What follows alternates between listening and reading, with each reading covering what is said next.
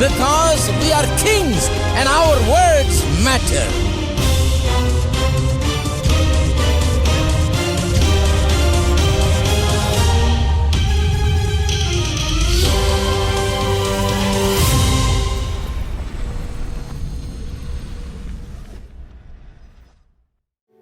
உம்மை போற்றி பாடுவே எந்த உயர்ந்த கன்மலையே.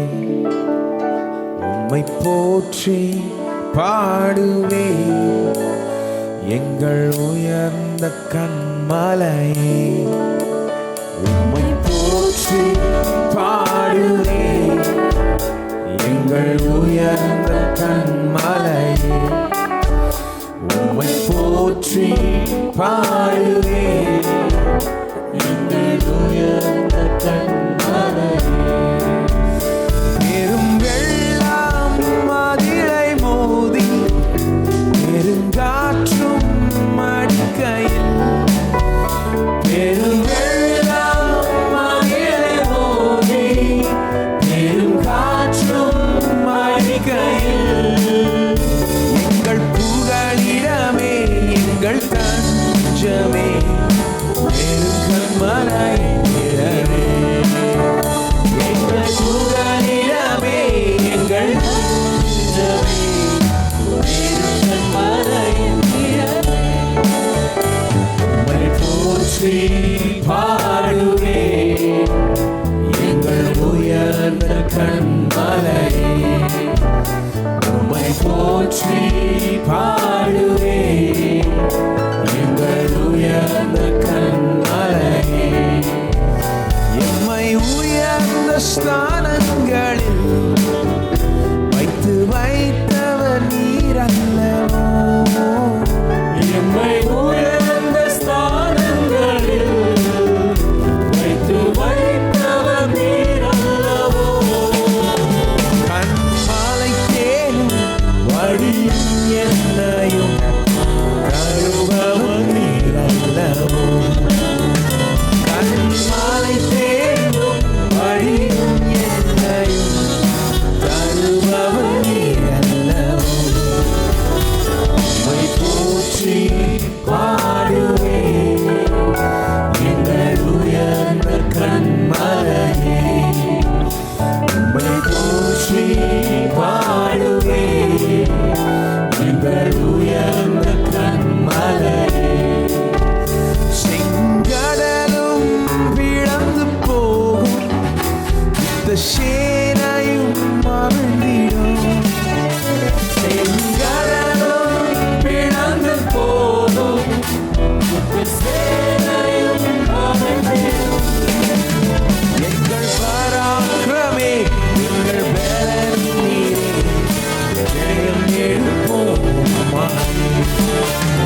எங்கள் பராக்கிரமே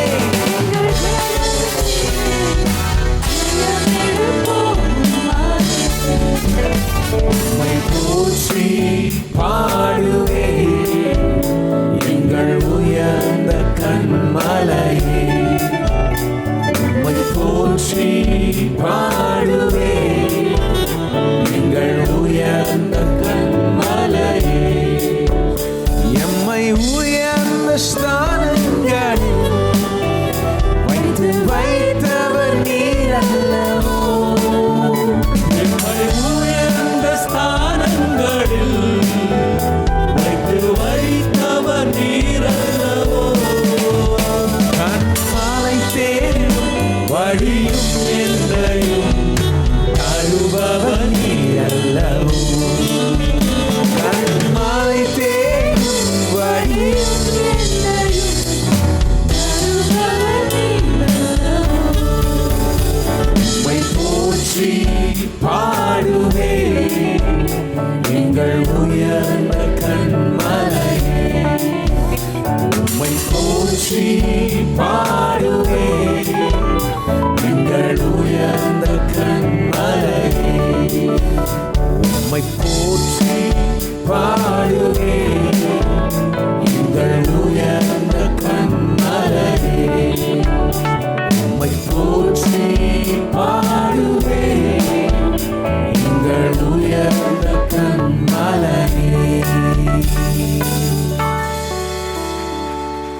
எல்லோரும் தயவுசெய்து எழுந்து நின்று பாடுவோம்.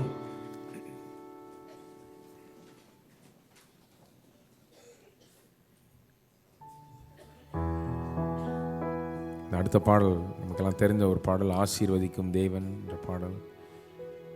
நாம் எந்த அளவுக்கு இன்றைக்கி ஆசீர்வாதத்தை நாடுகிறோமோ அதுக்கும் மிகவும் அதிகமான அளவுக்கு தேவன் விரும்புகிறார். நாம் ஆசீர்வதிக்கப்படணும், நாம் நல்லா இருக்கணுன்றதை அவர் விரும்புகிறார். நாம் விரும்புகிறதுன்னு மட்டும் கிடையாது, அவர் விரும்புகிறார். நம்ம ஒவ்வொரு ஏரியாலையும் ஒவ்வொரு அம்சத்துலேயும் வாழ்க்கையில் ஒவ்வொரு விஷயத்துலையும் பெருக்கத்தை அனுபவிக்கணுன்றது அவருடைய விருப்பம். எத்தனை பேர் நம்புகிறீர்கள்? கர்த்தர் விரும்புகிறார். இது அவருக்கு ரொம்ப முக்கியமாக இருக்கிறது. அதனால தான் மனுஷனை சிருஷ்டித்த பிறகு அவர் மனுஷனிடத்தில் சொன்ன முதல் வார்த்தைகள், செய்த முதல் காரியம் என்னது? அவனை ஆசீர்வதித்தார். நீ பழுகி பெருகி பூமியை நிரப்பி கீழ்ப்படுத்தி ஆண்டுகொள் என்று ஆசீர்வதித்தார். அந்த வார்த்தைகள் தான் பாருங்க முதல்ல பேசினார் மனுஷன்ட்ட. வந்து நீ நல்லா இருப்பா, நீ பழுகி பெருகி பூமியை நிரப்பி கீழ்ப்படுத்தி ஒரு ராஜாவை போல வாழு தான் முதல்ல பேசுகிறார் பாருங்க. மற்ற காரியங்கள்லாம் அப்புறம் தான். எவ்வளோ ஆசீர்வாதம் அவருக்கு எவ்வளோ முக்கியம் என்பதை அங்கே காணலாம்.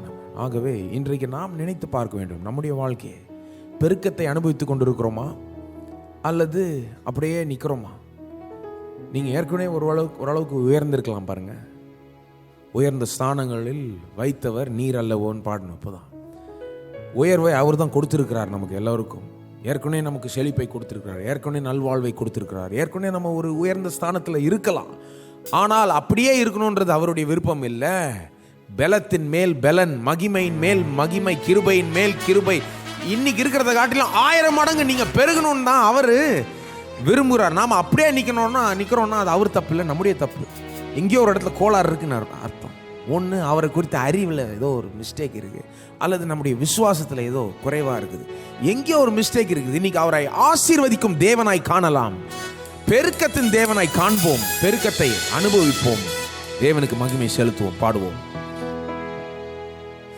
ஆசீர்வதிக்கும் தேவன் தம் ஆசீர் பொழிந்திடும் நேரம், ஆசீர்வதிக்கும் தேவன் தம் ஆசீர் பொழிந்திடும் நேரம், பெருக்கத்தை அளித்திடும் தேவன் நம்மை பெருக செய்வாரி வருடம், பெருக்கத்தை அளித்திடும் தேவன் நம்மை பெருக செய்வாரி வரும். ஆசீர்வதிக்கும் தேவன் ஆசை பொழிந்திடும் நேரம், ஆசீர்வதிக்கும் தேவன் ஆசை பொழிந்திடும் நேரம், பெருக்கத்தை அளித்திடும் தேவன் நம்மை பெருக செய்வாரி வருடம், பெருக்கத்தை அளித்திடும் தேவன் நம்மை பெருக செய்வாரி வருடம். பலத்தின் மேல் பலனே, கிருபையின் மேல் கிருபை, மகிமையின் மேல் மகிமை, பரிசுத்தம் பரிசுத்தமே என் வாழ்வில், பரிசுத்தம் பரிசுத்தமே.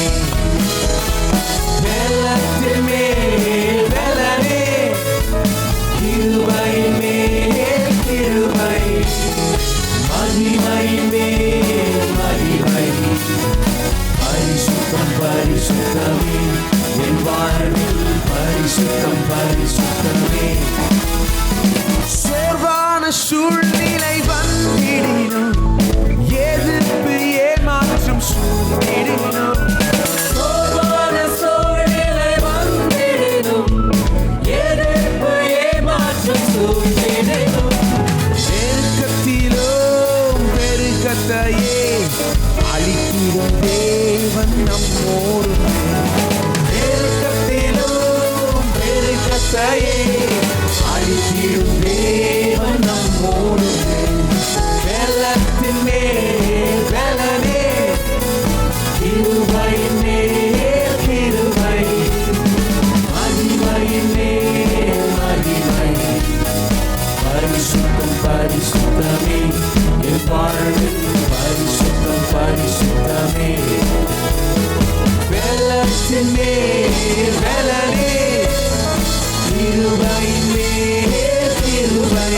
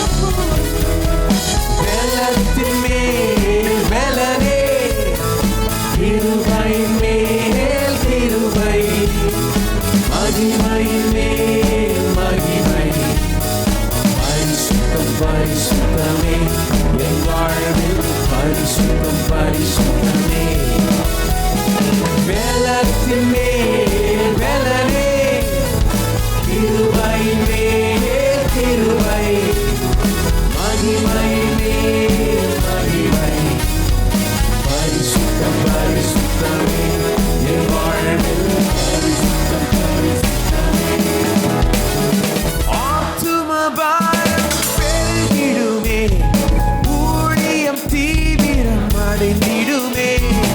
ஆத்மபாரம் பெருகிடுமே, ஊழியம் தீவிரம் அடைந்திடுமே. திரக்கூட்டம் சீயோனையே நோக்கி வந்திடும் காலமிலே. திரக்கூட்டம் சீயோனையே நோக்கி வந்திடும் காலமிலே. வெள்ளத்தின் மேல் வெள்ளனே, கிருபையின் மேல் கிருபை, மகிமையின் மேல் மகிமை. பரிசுத்தம் பரிசுத்தமே என் வாழ்வில், பரிசுத்தம் பரிசுத்தமே. வெள்ளத்தின் மேல் வெள்ளனே, கிருபையின் மேல் கிருபை, மகிமையின் மேல் மகிமை. பரிசுத்தம் பரிசுத்தமே என் வாழ்வில், பரிசுத்தம் பரிசுத்தமே. வறண்ட வாழ்க்கை செழித்திடுமே, கிருபையின் ஊற்றுகள் பெருகிடுமே. வறண்ட வாழ்க்கை செழித்திடுமே, கிருபையின் ஊற்றுகள் பெருகிடுமே. 100 மடங்கு பலன் தந்திடும் பெருக்கத்தின் தேவன் நம்மோடு. நூறு மடங்கு பலன் தந்திடும் பெருக்கத்தின் தேவன் நம்மோடு. வெள்ளத்தின் மேல் வெள்ளனே, கிருபையின் மேல் கிருபை, மகிமையின் மேல் மகிமை.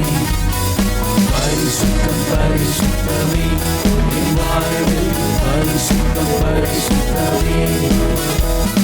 வெள்ளத்தின் மேல் வெள்ளனே, கிருபையின் மேல் கிருபை, மகிமையின் மேல் மகிமை. பரிசுத்தம் பரிசுத்தமே என் வாழ்வில், பரிசுத்தம் பலத்தின் மேல் பலன், வெள்ளத்தின் மேல் வெள்ளனே, கிருபையின் மேல் கிருபை, மகிமையின் மேல் மகிமை. பரிசுத்தம் பரிசுத்தமே என் வாழ்வில், பரிசுத்தம் பரிசுத்தமே. இன்னொரு முறை. வெள்ளத்தின் மேல் வெள்ளனே, கிருபையின் மேல் கிருபை, மகிமையின் மேல் மகிமை. பரிசுத்தம் பரிசுத்தமே என் வாழ்வில், பரிசுத்தம் பரிசுத்தமே. ஆமென். உம்மை துதிக்கிறோமே ஆண்டவரே. பலத்தின் மேல் பலத்தையும், கிருபையின் மேல் கிருபையும், மகிமையின் மேல் மகிமையும் எங்களுக்கு கட்டளையிடுகிறவர், எங்களுக்கு வாங்க விரும்புகிறவர். ஆண்டவரே, நாங்கள் அதை பெற்றுக்கொள்ளும்படி எங்களுக்கு நீர் தான் உதவுவீராக. அதுக்கேற்ற விசுவாசத்தையும் அறிவியும் நீர் தான் தருவீராக. ஆண்டவரே, ஆவியானவரே, எங்களுடைய லெவலை நீர் உயர்த்துவீராக. ஆவிக்குரிய வாழ்க்கையில் எங்களுடைய லெவலை உயர்த்துவீராக. எங்களுடைய பொருளாதார ரீதியில் எங்களுடைய லெவலை உயர்த்துவீராக. எங்களுடைய குடும்ப வாழ்வில் எங்களுடைய லெவலை உயர்த்துவீராக. ஒரு முன்னேற்றம் வருவதாக எங்களுக்கு எல்லோருக்கும் ஆண்டவரே அப்படியே நீர் செய்வீர் என்று நம்புகிறோம். நீர் பெருக்கத்தின் தேவனாய் இருக்கிறீர். உம்மை துதிக்கிறோம், உம்மை ஆராதிக்கிறோம். நீரே என் தஞ்சம், நீரே என் கோட்டை, நீரே என் ரட்சகர், நீரே ராஜா.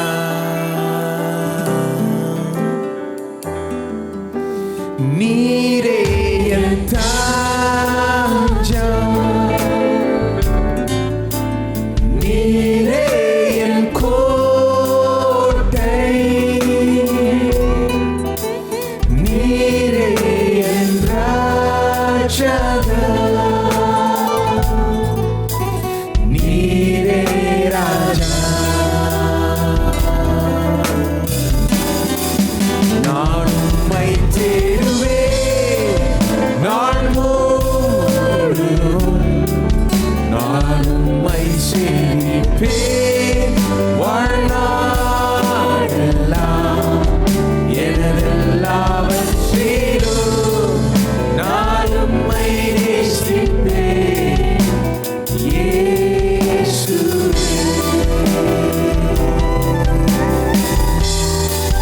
நான் உம்மை தேடுவேன் நாள் முழுதும். நான் உம்மை சேவிப்பேன் வாழ்நாளெல்லாம்.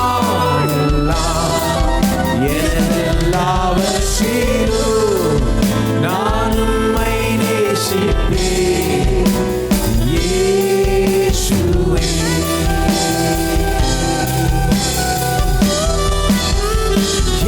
இயேசுவே ராஜா, இயேசுவே தேவா, இயேசுவே மீட்பா, இயேசுவே.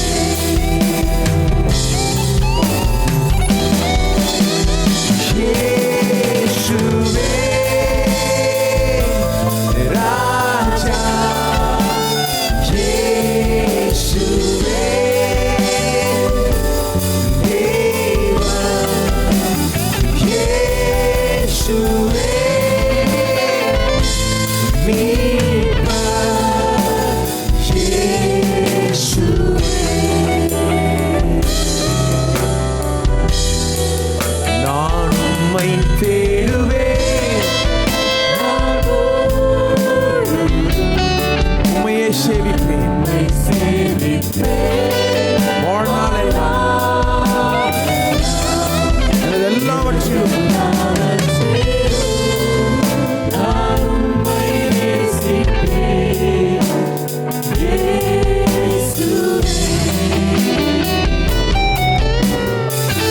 உம்மை தேடுவேன் நான்.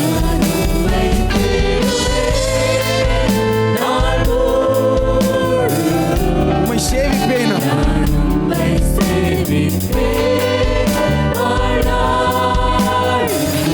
எனது எல்லாவற்றிலும் உம்மை நேசி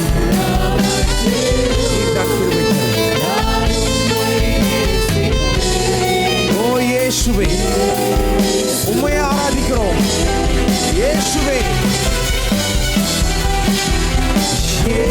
இயேசுவே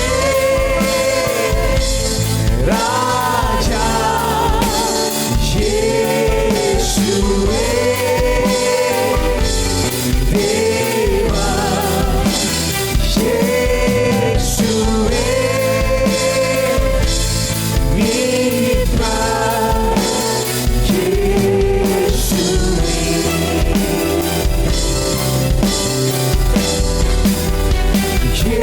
இயேசுவே ராஜா, இயேசுவே தேவா, இயேசுவே மீட்பா, இயேசுவே. இயேசுவே ராஜா, இயேசுவே தேவன் பாடும். இயேசுவே ராஜா, இயேசுவே தேவா, இயேசுவே மீட்பா, இயேசுவே. ஓ எங்களுக்கு எல்லாவற்றிலும் எல்லாமாய் இருக்கிற இயேசு உமக்கு ஆராதிக்கிறோம்.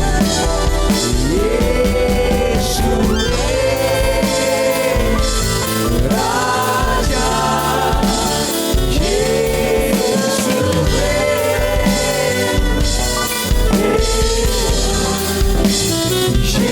இயேசுவே மீட்பா, இயேசுவே.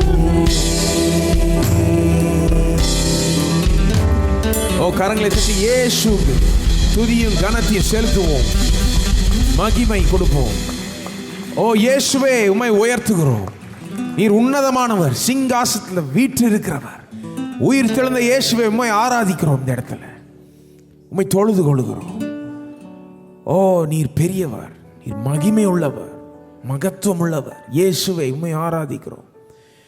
எங்களுக்கு எல்லாமா இருக்கிற இயேசு, எங்களுடைய ஆண்டவரே, எங்களுடைய இரட்சகரே, எங்களுடைய மீட்பர், எங்களுடைய மெய்ப்பர், எங்களை அன்றாடம் தினந்தோறும் வழி நடத்துகிறவராய் இருக்கிறீர். ஓ, உம்மை ஆராதிக்கிறோம். எங்களுடைய பிரதான ஆசாரியனே, உம்மை ஆராதிக்கிறோம். ஓ, எங்கள் மத்தியில் இன்றைக்கு நீர் இருக்கிறபடினால் நன்றி செலுத்துகிறோம் ஆண்டவரே. உயிர் தெழுந்த இயேசு எங்களுடைய மத்தியில் இன்றைக்கு இருக்கிறார், வல்லமையோடு இருக்கிறார். அவருடைய பிரசனம் இங்கு இருக்கிறதற்காக நன்றி ஆண்டவரே. ஆவியானவரே, நீர் வந்து வல்லமையாய் அசைவாடுவீராக. ஏற்கனவே அப்படி செய்கிறபடினால் உம்மை துதிக்கிறோம், உம்மை ஆராதிக்கிறோம், நன்றி செலுத்துகிறோம். உம்மண்டை எங்களை ஒப்பு கொடுக்கிறோம். இந்த வேளையில் உம்மை சேவிப்போம், உமக்காக வாழ்வோம் என்று சொல்லுகிறோம் ஆண்டவரே. வாழ்நாள் எல்லாம் உம்மை நேசித்து உம்மை சேவித்து உமக்காக வாழ விரும்புகிறோமே ஆண்டவரே. அந்த விதத்தில் உம்மை உண்மையாக ஆராதிக்க விரும்புகிறோம். வெறும் இப்போ நாங்கள் கைகளை உயர்த்தி குரல்களை உயர்த்தி ஆராதிக்கிறது மட்டும் இல்லை, எங்களுடைய வாழ்க்கை மூலமாக எங்களுடைய வாழ்நாள் முழுவதும் உம்மை ஆராதித்து வாழ விரும்புகிறோம் ஆண்டவரே. அப்படி செய்ய நீர் தான் கிருபை தருவீராக ஆண்டவரே. இந்த வேளையிலும் நீர் எங்கள் மத்தியில் இருக்கிறதுக்காக நன்றி செலுத்துகிறோம். நீர் எங்களுடைய ஒரு நோக்கத்தோடு இங்கே அழைத்து வந்ததுக்காக நன்றி செலுத்துகிறோம். நீர் உம்முடைய நோக்கத்தை நிறைவேற்றுவீராக. ஆவியானவரே, எங்களுடைய மனக்கண்களை திறப்பீராக. எங்களுக்கு கேட்கும் காதுகளை கொடுப்பீராக. உம்முடைய வார்த்தை வல்லமையாய் புறப்பட்டு செல்லட்டும், தெளிவாய் செல்லட்டும், எங்களுடைய வாழ்க்கையை மாற்றக்கூடிய விதத்தில் செல்லட்டும் ஆண்டவரே. ஆவியானவரே, நாங்கள் கேட்கிறது மட்டும் இல்லை, அதை உள்ள வாங்கி அதன்படி எங்களுடைய வாழ்க்கையை மாற்றிக்கொள்ள, அதன்படி வாழ நீர் தான் கிருபை தருவீராக. உடைய தாசனை வல்லமையை அபிஷேகிப்பீராக, வல்லமையை பயன்படுத்துவீராக ஆண்டவர். இங்கே வந்திருக்கிற ஒவ்வொருவருக்காகவும் ஜெபிக்கிறோம். நீர் ஒவ்வொருவரையும் அறிவீர், அவர்களுக்கு ஏற்ற செய்தியை நீர் வைத்திருக்கிறீர், அதை நீர் தருவீராக. உம்முடைய வார்த்தைகளை கேட்க ஆவலாய் இருக்கிறோம் ஆண்டவர். இந்த மீதி வேலையை உம்முடைய கையில் ஒப்பு கொடுக்கிறோம். நீர் எடுத்து வல்லமையாய் பயன்படுத்துவீராக. உமக்கே எல்லா துதி கனம் மகிமையும் செலுத்துகிறோம். இயேசுவின் நாமத்தில் கேட்டுக்கொள்கிறோம் பிதாவே, ஆமென். உட்கார்ந்து கொள்ளலாம். காணிக்கையாளரை கர்த்தர் ஆசீர்வதிக்கணும். உலகங்களை வந்து இணையதளத்தின் மூலமாக டிவி மூலமாக எங்களோடு கூட ஆராயில் பங்கிறது நீங்களும் காணிக்கை செலுத்த விரும்பினால் எப்பொழுதே வெப் கிவிலிங் மூலமாக செலுத்தலாம், அல்லது விக்டரி கிறிஸ்டியன் ஃபவுண்டேஷன் பெயருக்கு காசோலைகள் MOTD அனுப்பலாம். தசமாக காரியோட கரங்களை உயர்த்துவோம், கர்த்தருடைய வார்த்தையை அறிக்கைட்டு கொடுப்போம். தேவனுடைய வார்த்தை சொல்கிறது, கொடுங்கள் அப்பொழுது கொடுக்கப்படும், அமைக்கி குலுக்கி சரிந்து விழும்படி நன்றாய் அளந்து உங்கள் மடியில் போடுவார்கள். எந்த அளவினால் அளிக்கிறீர்களோ அதே அளவினால் திரும்ப கொடுக்கப்படும். என் தேவன் என்னுடைய குறைவுகளையும் தேவைகளையும் அவருடைய மகிமை நேசத்துபடி கிறிஸ்து இயேசுவுக்குள் நிறைவாக்குவார் என்று நான் விசுவாசிக்கிறேன். என் காணிக்கையினாலே தேவனை கனப்படுத்துகிறேன். ஆமென். கரங்களை கீழே பெற்றுக்கொள்வார்கள். புதிதாய் வந்தலை வரவேற்க விரும்புகிறோம். இந்த ஆராதனைக்கு முதல் தடையாய் வந்திருந்தால் தயவுசெய்து கரங்களை உயர்த்துங்கள். உள்ளே இருப்பவர்களும் வெளியே இருப்பவர்களும் மேலே அமர்ந்து இருப்பவர்களும் ஒரு சில வினாடிகளுடைய கரங்களை உயர்த்துங்கள். உங்களுக்கு சபை செய்கிற புரோஷரை கொடுப்பார்கள். அந்த புரோஷரிலே சபை ஆராதனை நேரங்கள், டிவி நிகழ்ச்சி நேரங்கள் எல்லாம் இருக்கிறதை பார்க்கும்படி கேட்டுக்கொள்கிறோம். அது மட்டுமல்லாமல் நான் மத்தியில் ஒரு அட்டையை பார்ப்பீர்கள். உங்கள் பெயரையும் விலாசத்தையும் எழுதி நீங்கள் போகும் பொழுது CD ஸ்டாரில் கொடுத்தால் நம்முடைய போதகர்கள் பேசின 8 செய்திகளுடைய MP3 CD-யும் வெற்றிய வாழ்வுங்கிற மாதாந்திர தமிழ் பத்திரிகையும் வெகுமதியாக கூட பெற்றுச் செல்லலாம். 2வது தமிழரை முடிந்தவுடனே ஒவ்வொரு வாரம் ஞானஸ்தானம் கொடுக்கப்படும். ஞானஸ்தானம் எடுக்கக்கூடியவர்கள் இந்த ஆராதனை முடிந்தவுடனே ஞானஸ்தான தொட்டிக்கு அருகில் உள்ள சேரில் வந்து அமர்படியாக கேட்டுக்கொள்கிறோம்.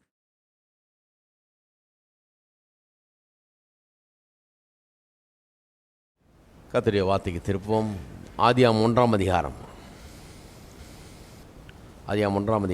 26வது வசனமும் 31வது வசனத்தை மட்டும் வாசிக்கிறேன். 26ஐயும் 31 மட்டும் வாசிக்கிறேன். பின்பு தேவன் நமது சாயலாகவும் நமது ரூபத்தின்படியையும் மனுஷனை உண்டாக்குவோமாக, அவர்கள் சமுத்திரத்தின் மச்சங்களையும் ஆகாயத்து பறவைகளையும் மிருக ஜீவன்களையும் பூமி அனைத்தையும் பூமியின் மேல் ஊறும் சகல பிராணிகளையும் ஆளக்கடவர்கள் என்றார். 31 அப்பொழுது தேவன் தாம் உண்டாக்கின எல்லாவற்றையும் பார்த்தார், அது மிகவும் நன்றாய் இருந்தது. சாயங்காலம் விடியற்காலமாகி 6ஆம் நாள் ஆயிற்று. இந்த அது மிகவும் நன்றாய் இருந்ததுன்னு தேவன் தாம் உண்டாக்கின எல்லாத்தையும் பற்றி சொல்கிறார் பாருங்கள். அதை குறித்து தான் கடந்த 2 வாரங்களாக தியானித்து கொண்டிருக்கிறோம். அதாவது இந்த பொருள் ஆதாரங்களை குறித்து பேசி வருகிறேன். The material things. இதையெல்லாம் தேவன் எதற்காக உண்டாக்கி இருக்கிறார், இதை எதுக்காக வச்சிருக்கிறார், உண்டாக்கினார், இதை எப்படி நல்லது என்று கண்டார் என்பதை நாம் போதித்து வருகிறோம். இந்த 2 வசனங்களை ஏன் வாசித்தேன்னா, கடைசி அதாவது எல்லாத்தையும் உண்டாக்கி முடிச்சுட்டு அது மிகவும் நன்றாக இருந்தது அப்படின்னு இங்கே சொல்லப்பட்டிருக்கிறது. ஆனால் அதுக்கு முன்னாடி 6 முறை ஒவ்வொரு தடவையும் கர்த்தர் எதையாக உண்டாக்கும்போது அவர் சொன்னார், சொன்னபடி ஆயிற்று, அது நல்லது என்று கண்டார் என்று வருது. அப்போ நல்லது நல்லதுன்றது ஏற்கனவே 6 தடவை வந்துருச்சு. இப்போ 7வது தடவையாக அது மிகவும் நன்றாக இருந்தது அப்படின்னு வருது. அப்போ நல்லது நல்லதுன்னாரு, இப்போ மிகவும் நன்றாக இருக்கிறதுன்றாரு. என்னத்தினால அது மிகவும் நன்றாக இருக்குன்றாரு? ஏன் மிகவும் நன்றாக இருக்குன்னா, எல்லாத்தையும் எதுக்காக உண்டாக்குனார்? மனுஷனுக்காக. அப்போ அதனால தான் மனுஷனை உண்டாக்குன பிறகு ஸ்பெஷலாக அதை பற்றி ஒரு காமெண்டரி கொடுக்குறாரு. 26ஆம் வசனம் வந்து மனுஷனை நமது சாயலின்படி நமது ரூபத்துப்படி உண்டாக்குவோமாக, அவர்களால் கடவர்கள் அப்படின்னு சொல்கிறாரு. 27 உண்டாக்குறாரு, 28 அவர்கள் ஆசீர்வதிக்கிறாரு, 31 சொல்கிறாரு அது மிகவும் நன்றாக இருந்தது. என்ன நன்றாக இருந்தது?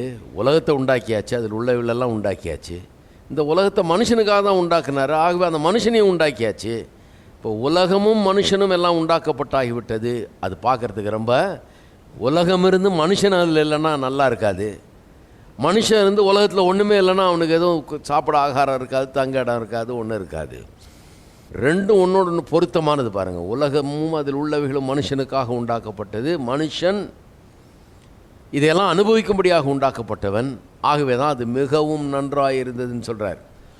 ஆகவே இந்த 2 காரியங்கள் தான் பார்த்து வர்றோம். அது நன்றாக இருந்ததுன்னு சொன்னதை பார்க்குறோம். அது மட்டும் இல்லை, மனுஷனை தம்முடைய சாயலின்படி ரூபத்தின்படி உண்டாக்கி அவர்கள் ஆளக்கடவர்கள் என்று சொல்லி அங்கே வைக்கிறார்.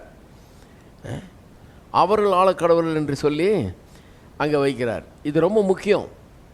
கர்த்தர் மனுஷனுக்கு இந்த பூமியும் அந்த பூமியில் உள்ள எல்லாவற்றின் மேலும் கொடுத்த ஆளுகை என்கிற அந்த போதனை வந்து புரோட்டஸ்டன்ட் மார்க்கத்தில் ரொம்ப முக்கியமான ஒரு போதனையாக இருக்கிறது.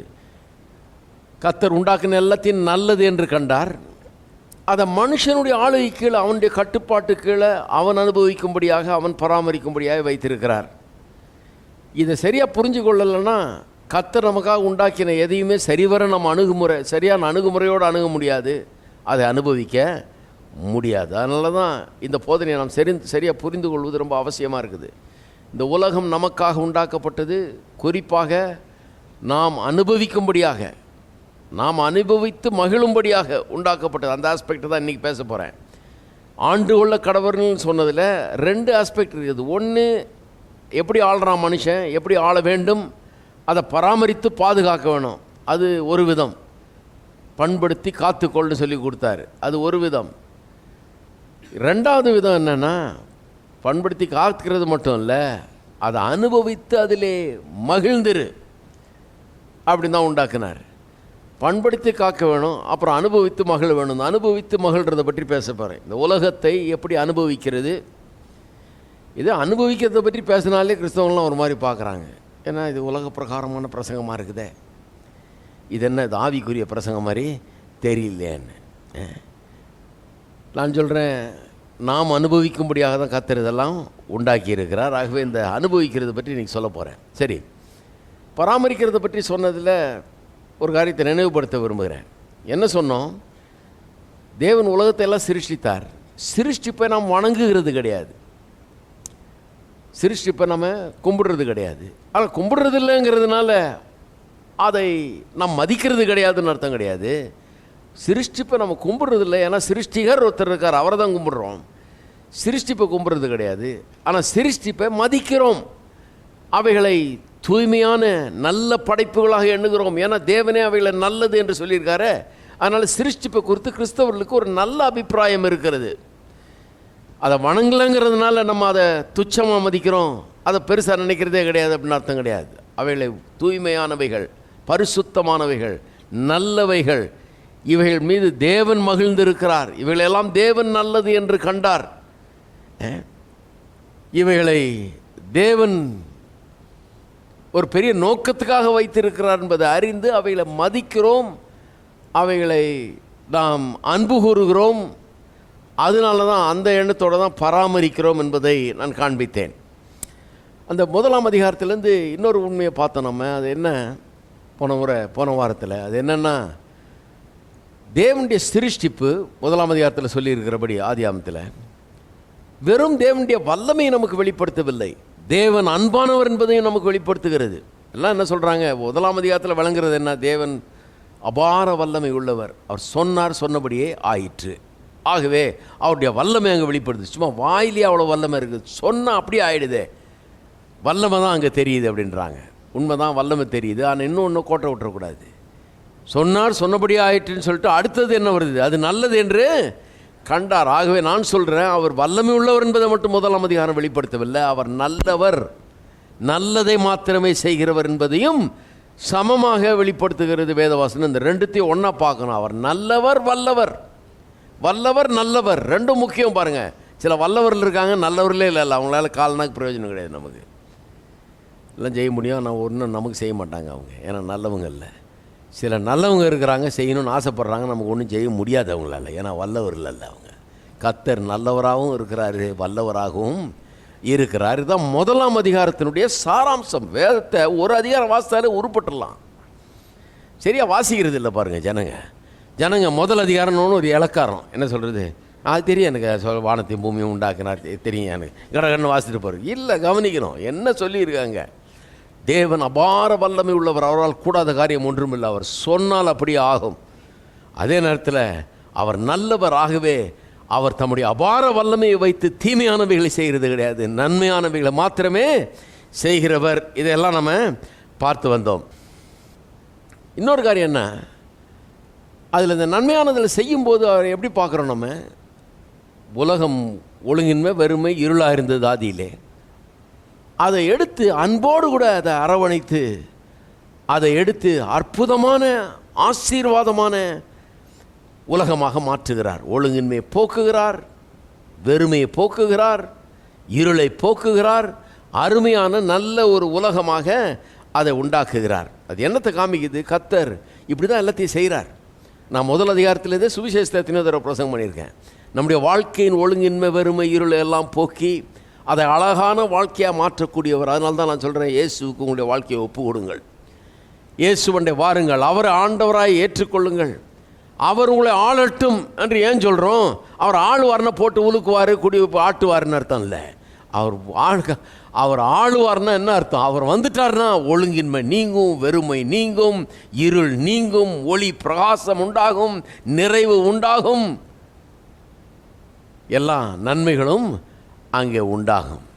அந்த எப்படிப்பட்ட உலகத்தை எடுத்து எப்படிப்பட்ட ஒரு உலகமாக மாற்றார் பாருங்க. அதில் என்னத்தை காமிக்கிறாரு, அவர் எடுத்து எதையாவது ஒன்று அவர் இன்வால்வ் ஆனார்னாலே அவருடைய ஆளுகை, அவர் எதையாவது ஒன்று ஆண்டா அவர் கட்டுப்பாட்டு கீழே இருக்கிற எல்லாவற்றையுமே மேம்படுத்துகிறார். அவர் ஒன்று தொட்டால் அதன் பிறகு அது நல்லா இருக்கும், அதன் பிறகு அது நல்லா வரும், உருப்படாததெல்லாம் நல்ல விதமாக மாறும். எதையும் அவர் நசுக்குகிறது இல்லை, எதையும் அவர் ஒடுக்குகிறது இல்லை, ஒன்றுமில்லாமல் ஆக்குகிறது இல்லை, எல்லாத்தையும் அருமையானதாக மாற்றி காமிக்கிறார். அதுதான் தேவனுடைய தன்மை. அப்போ உலகத்தையெல்லாம் சிருஷ்டித்து மனிதனையும் சிருஷ்டித்து அவர்கள் ஆளக்கடவர்கள்னு அவனுக்கு ஆளுகையை கொடுக்கும்போது, ஒரு மனுஷனுக்கு ஆளுகையை கொடுக்கும்போது அவனை தம்முடைய சாயலின்படி ரூபத்தின்படி உண்டாக்கி ஆளுகையை தர்றார். அப்படின்னா என்ன அர்த்தம், மனுஷன் தேவனை போன்றவன். அவர் எப்படி மன உருக்கத்தோடு இரக்கத்தோடு ஒழுங்கின்மை வறுமை உள்ள உலகத்தை எடுத்து அருமையான உலகமாக மாற்றினாரோ, அப்படியே மனுஷனும் அவருடைய அதே மன உருக்கத்தை உடையவனாய் எல்லா தாறுமாறாய் போகிற எல்லா காரியங்களையும் எடுத்து சீர்படுத்தி அழகாக அருமையாக மாற்றக்கூடியவனாய் அவன் இருக்கிறான். ஆளுறதுன்னா அதுதான், மனுஷன் ஆள்றான்னா என்ன அர்த்தம், ஆளுகை அவனுக்கு கொடுக்கப்பட்டிருக்கிறது, அவர்கள் ஆண்டு கொள்ள கடவுள்னா அந்த அர்த்தத்தில் தான் ஆண்டு கொள்ள கடவுள்னு சொன்னார். ஒரு குடும்பத்தில் ஒரு கணவன் எப்படி ஆளுகிறான், ஒரு புருஷன் எப்படி ஆளுகிறான், எல்லாரையும் போட்டு ஆட்டி படைச்சி ஆளுகிறது இல்லை.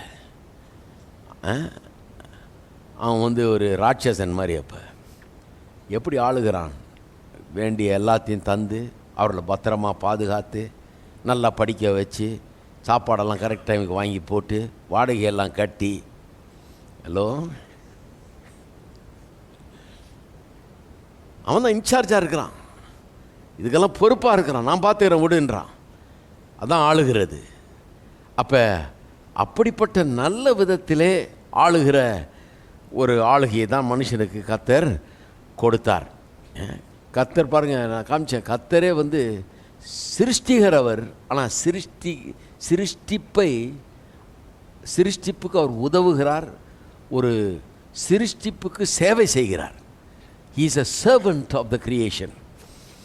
சிருஷ்டிப்புக்கு சேவை செய்கிறவராய் அவர் காணப்படுகிறார். சிருஷ்டிப்பை ஆட்டி படைக்கிறவரா அல்ல, சிருஷ்டிப்பை சேவை செய்கிறவராய், சிருஷ்டிப்பை நல்லாக்குகிறவராக அவர் காணப்படுகிறார். இதில் ரொம்ப எக்ஸ்ட்ராடினரி திங், இதில் ரொம்ப அபார அற்புதமான ஒரு காரியம் என்னென்னா, இதனுடைய அப்ளிகேஷன். இதன் மூலம் நமக்கு என்ன விளங்குகிறது, மனுஷனுடைய வாழ்க்கையை குறித்து நமக்கு என்ன விளங்குதுன்னு கவனிக்கிறோம். என்ன விளங்குதுன்னா, மனுஷன் எல்லாத்தை காட்டிலும் மேலானவன் என்பது மட்டும் இல்லை, எல்லாத்தை காட்டிலும் மனுஷன் உயர்ந்தவன் தான். கிறிஸ்தவத்தில் நாம் சிருஷ்டிப்புக்கும் நமக்கும் வித்தியாசம் இல்லை, நாமும் சிருஷ்டிப்பும் சமம்னு சொல்கிறது கிடையாது. இல்லை, சிருஷ்டிப்புக்கு மேலானவர்கள் நாம், சிருஷ்டிப்பை காட்டிலும் உயர்ந்தவர்கள், இயற்கையை காட்டிலும் மனுஷன் உயர்ந்தவன் தான் சொல்கிறோம். சிலர் சொல்கிறாங்க சிருஷ்டிப்பு நாமும் ஒன்று தான், சேம் லெவலில் தான். கிடையாது, கிறிஸ்தவத்தில் நம்ம அப்படி நம்புறதில்லை. இன்னும் சிலர் சொல்கிறாங்க சிருஷ்டிப்பு நம்மை காட்டிலும் மேலானது, சூரியன் சந்திரன் நட்சத்திரம்லாம் நம்ம காட்டிலும் மேலானது, அதை நம்ம கும்பிட்டுக்கிறோம், நாம் சாதாரணமானவர்கள் ஒன்றும் இல்லைன்னு சொல்கிறாங்க. கிடையாது, நாம் அப்படி நம்புறதில்லை. அவைகள்லாம் ரொம்ப சாதாரணமானவைகள் நம்ம கம்பேர் பண்ணால். நாம் அவைகளை காட்டிலும் உயர்வையும் அந்தஸ்தையும் பெற்றவர்கள் இல்லைங்களா? அப்போ இந்த போதனையில் நமக்கு தெரியுறது என்னென்னா, ஒரு அற்புதமான காரியம் என்னென்னா, மனுஷன் எல்லாத்தை காட்டிலும் உயர்ந்தவன்றது மட்டும் இல்லை. இன்றைக்கு மாடர்ன் டேஸில், நவநாகரிக காலத்தில் இன்றைக்கு மனித உரிமை போன்ற காரியங்களை குறித்து பேசுகிறாங்க நிறையா. முன்னெல்லாம் அதெல்லாம் கேள்விப்படவே முடியாது. இப்போ ரொம்ப எதுக்கெடுத்தாலும் மனித உரிமை மீறல் அப்படி இப்படின்னு பேசுகிறாங்க இல்லையா? அதெல்லாம் எங்கேருந்து வருது? ஆதியாகமம் 1 அப்போவே வந்துருச்சு. இப்போ தான் இவங்க கண்டுபிடிக்கிறாங்க, அப்போவே வந்துருச்சு. அதனால தான் அவர்கள் ஆழக்கடவர்கள்னு சொல்லி இந்த ப்ராட்டஸ்டன்ட் மார்க்கத்தார் இதை பெருசுபடுத்தி இதை போதிச்சு வந்த அந்த ப்ராட்டஸ்டன்ட் மார்க்கத்தை சேர்ந்த நாடுகளிலே பெரிய வளர்ச்சி, பெருக்கம், ஆசீர்வாதம், பொருளாதார செழிப்பு, கண்டுபிடிப்புகள், இன்வென்ஷன்ஸ் அண்ட் இனோவேஷன்ஸ் எல்லாம் நிறையாங்க. ஏன்னு சொன்னால், ஆண்டுகொள்ள கடவுள்ன்றது உண்மையான அர்த்தத்தை அவங்க கண்டுபிடிச்சிட்டாங்க, ஆள ஆரம்பிச்சிட்டாங்க. இதெல்லாம் நம்ம கட்டுப்பாட்டுக்குள்ளே கர்த்தர் கொடுத்துட்டார், நாம் இதை காட்டிலும் பெரியவர்கள், இதையெல்லாம் உட்காந்து நம்ம வணங்கிட்டு இருக்கக்கூடாது. இதை எடுத்து எப்படி பண்ணணுமோ அப்படி பண்ணணும். இதையெல்லாம் எடுத்து இதன் மூலமாக என்னென்னலாம் உண்டாக்க முடியுமோ அதெல்லாம் உண்டாக்க வேணும். இந்த சிருஷ்டிப்பை காட்டலாம் நான் பெரியவன் என்கிறத அவங்க நம்ப ஆரம்பித்ததுனால இது உபதேசம் இதுதான் அடிப்படை பாருங்கள், அப்படி செய்ய ஆரம்பித்தாங்க. அது மட்டும் இல்லை, இந்த மனித உரிமை போன்ற காரியங்கள்லாம் இதன் அடிப்படையில் தான் வருது. அதுக்கெல்லாம் அஸ்திபாரம் இதுதான். மனித உரிமையை பற்றி இந்த மாதிரி இடங்களில், இந்த ப்ராட்டஸ்டன்ட் உபதேசம் போதிக்கப்பட்ட இடங்களில் ரொம்ப அதிகமாக அவங்க தான் இதெல்லாம் ஆரம்பித்து வச்சது. ஏன், எங்கேருந்து வருது? மனுஷன் எல்லாவற்றை காட்டிலும் உயர்ந்தவன், எல்லாத்துக்கு மேலே ஆளுகை அவனுக்கு கொடுக்கப்பட்டிருக்கிறது. தேவன் அவனை தமது சாயலின்படி தமது ரூபத்தின்படி உண்டாக்கி வைத்து அவர்கள் ஆழக்கடவுள்னு சொன்னபோது மனுஷனை எவ்வளோ உயர்த்தி வைக்க முடியுமோ அவ்வளோ உயர்த்தி வச்சுட்டாரு. இதுக்கு மேலே மனுஷன் உயர முடியாது. தேவனும் அவருடைய சிங்காசனம் மட்டுமே மனுஷனுக்கு மேலாக இருக்கிறது. மற்ற அனைத்தும் வானத்திலும் பூமியிலும் எல்லாமே மனுஷனுக்கு உட்பட்டவைகள், கீழ்ப்பட்டவைகள் என்று தான் வேதவசனம் போதிக்கிறது. ஹலோ, இருக்கிறீங்களா? மறுபடியும் சொல்கிறேன், தேவனையும் அவருடைய சிங்காசனத்தையும் தவிர வானத்திலும் பூமியிலும் எல்லாமே சிருஷ்டிக்கப்பட்ட அனைத்தும் மனுஷனுடைய அதிகாரத்துக்கு கீழே வைக்கப்பட்டிருக்கிறது என்று தான் வேதவசனம் போதிக்கிறது. அப்படிப்பட்ட ஒரு உயர்வான ஸ்தானத்தை, மதிப்பான ஒரு இடத்தை, உயர்ந்த ஒரு பதவியை மனுஷனுக்கு தேவன் கொடுத்திருக்கிறார். அவர்கள் ஆழக்கடவுள்னு சொன்னதன் மூலமாக God dignifies and blesses the creation with the highest creaturely status possible. ஒரு சிருஷ்டிப்புக்கு எவ்வளவு உயர்வான ஒரு நிலையை தர முடியுமோ அவ்வளோ ஒரு உயர்வான நிலையை தந்து விட்டார். எப்போ அவர்கள் ஆழக்கடவுள்னு என்னைக்கு சொன்னாரோ, அவருடைய சாயலின்படி ரூபத்தின்படி உண்டாக்கி ஆழக்கடவுள்னு என்னைக்கு சொன்னாரோ அன்றைக்கே தந்துட்டார். இதுக்கு மேலே மனுஷனுக்கு ஒரு ஸ்டேட்டஸை யாரும் தரவே முடியாது. நான் பிசாசானவன் இந்த விளக்கப்பட்ட கனியை புசித்தால் நீங்களும் தேவனை போல ஆயிடுவீங்கன்னு சொன்னது மகா பெரிய தப்பு. ஆகவே முடியாது.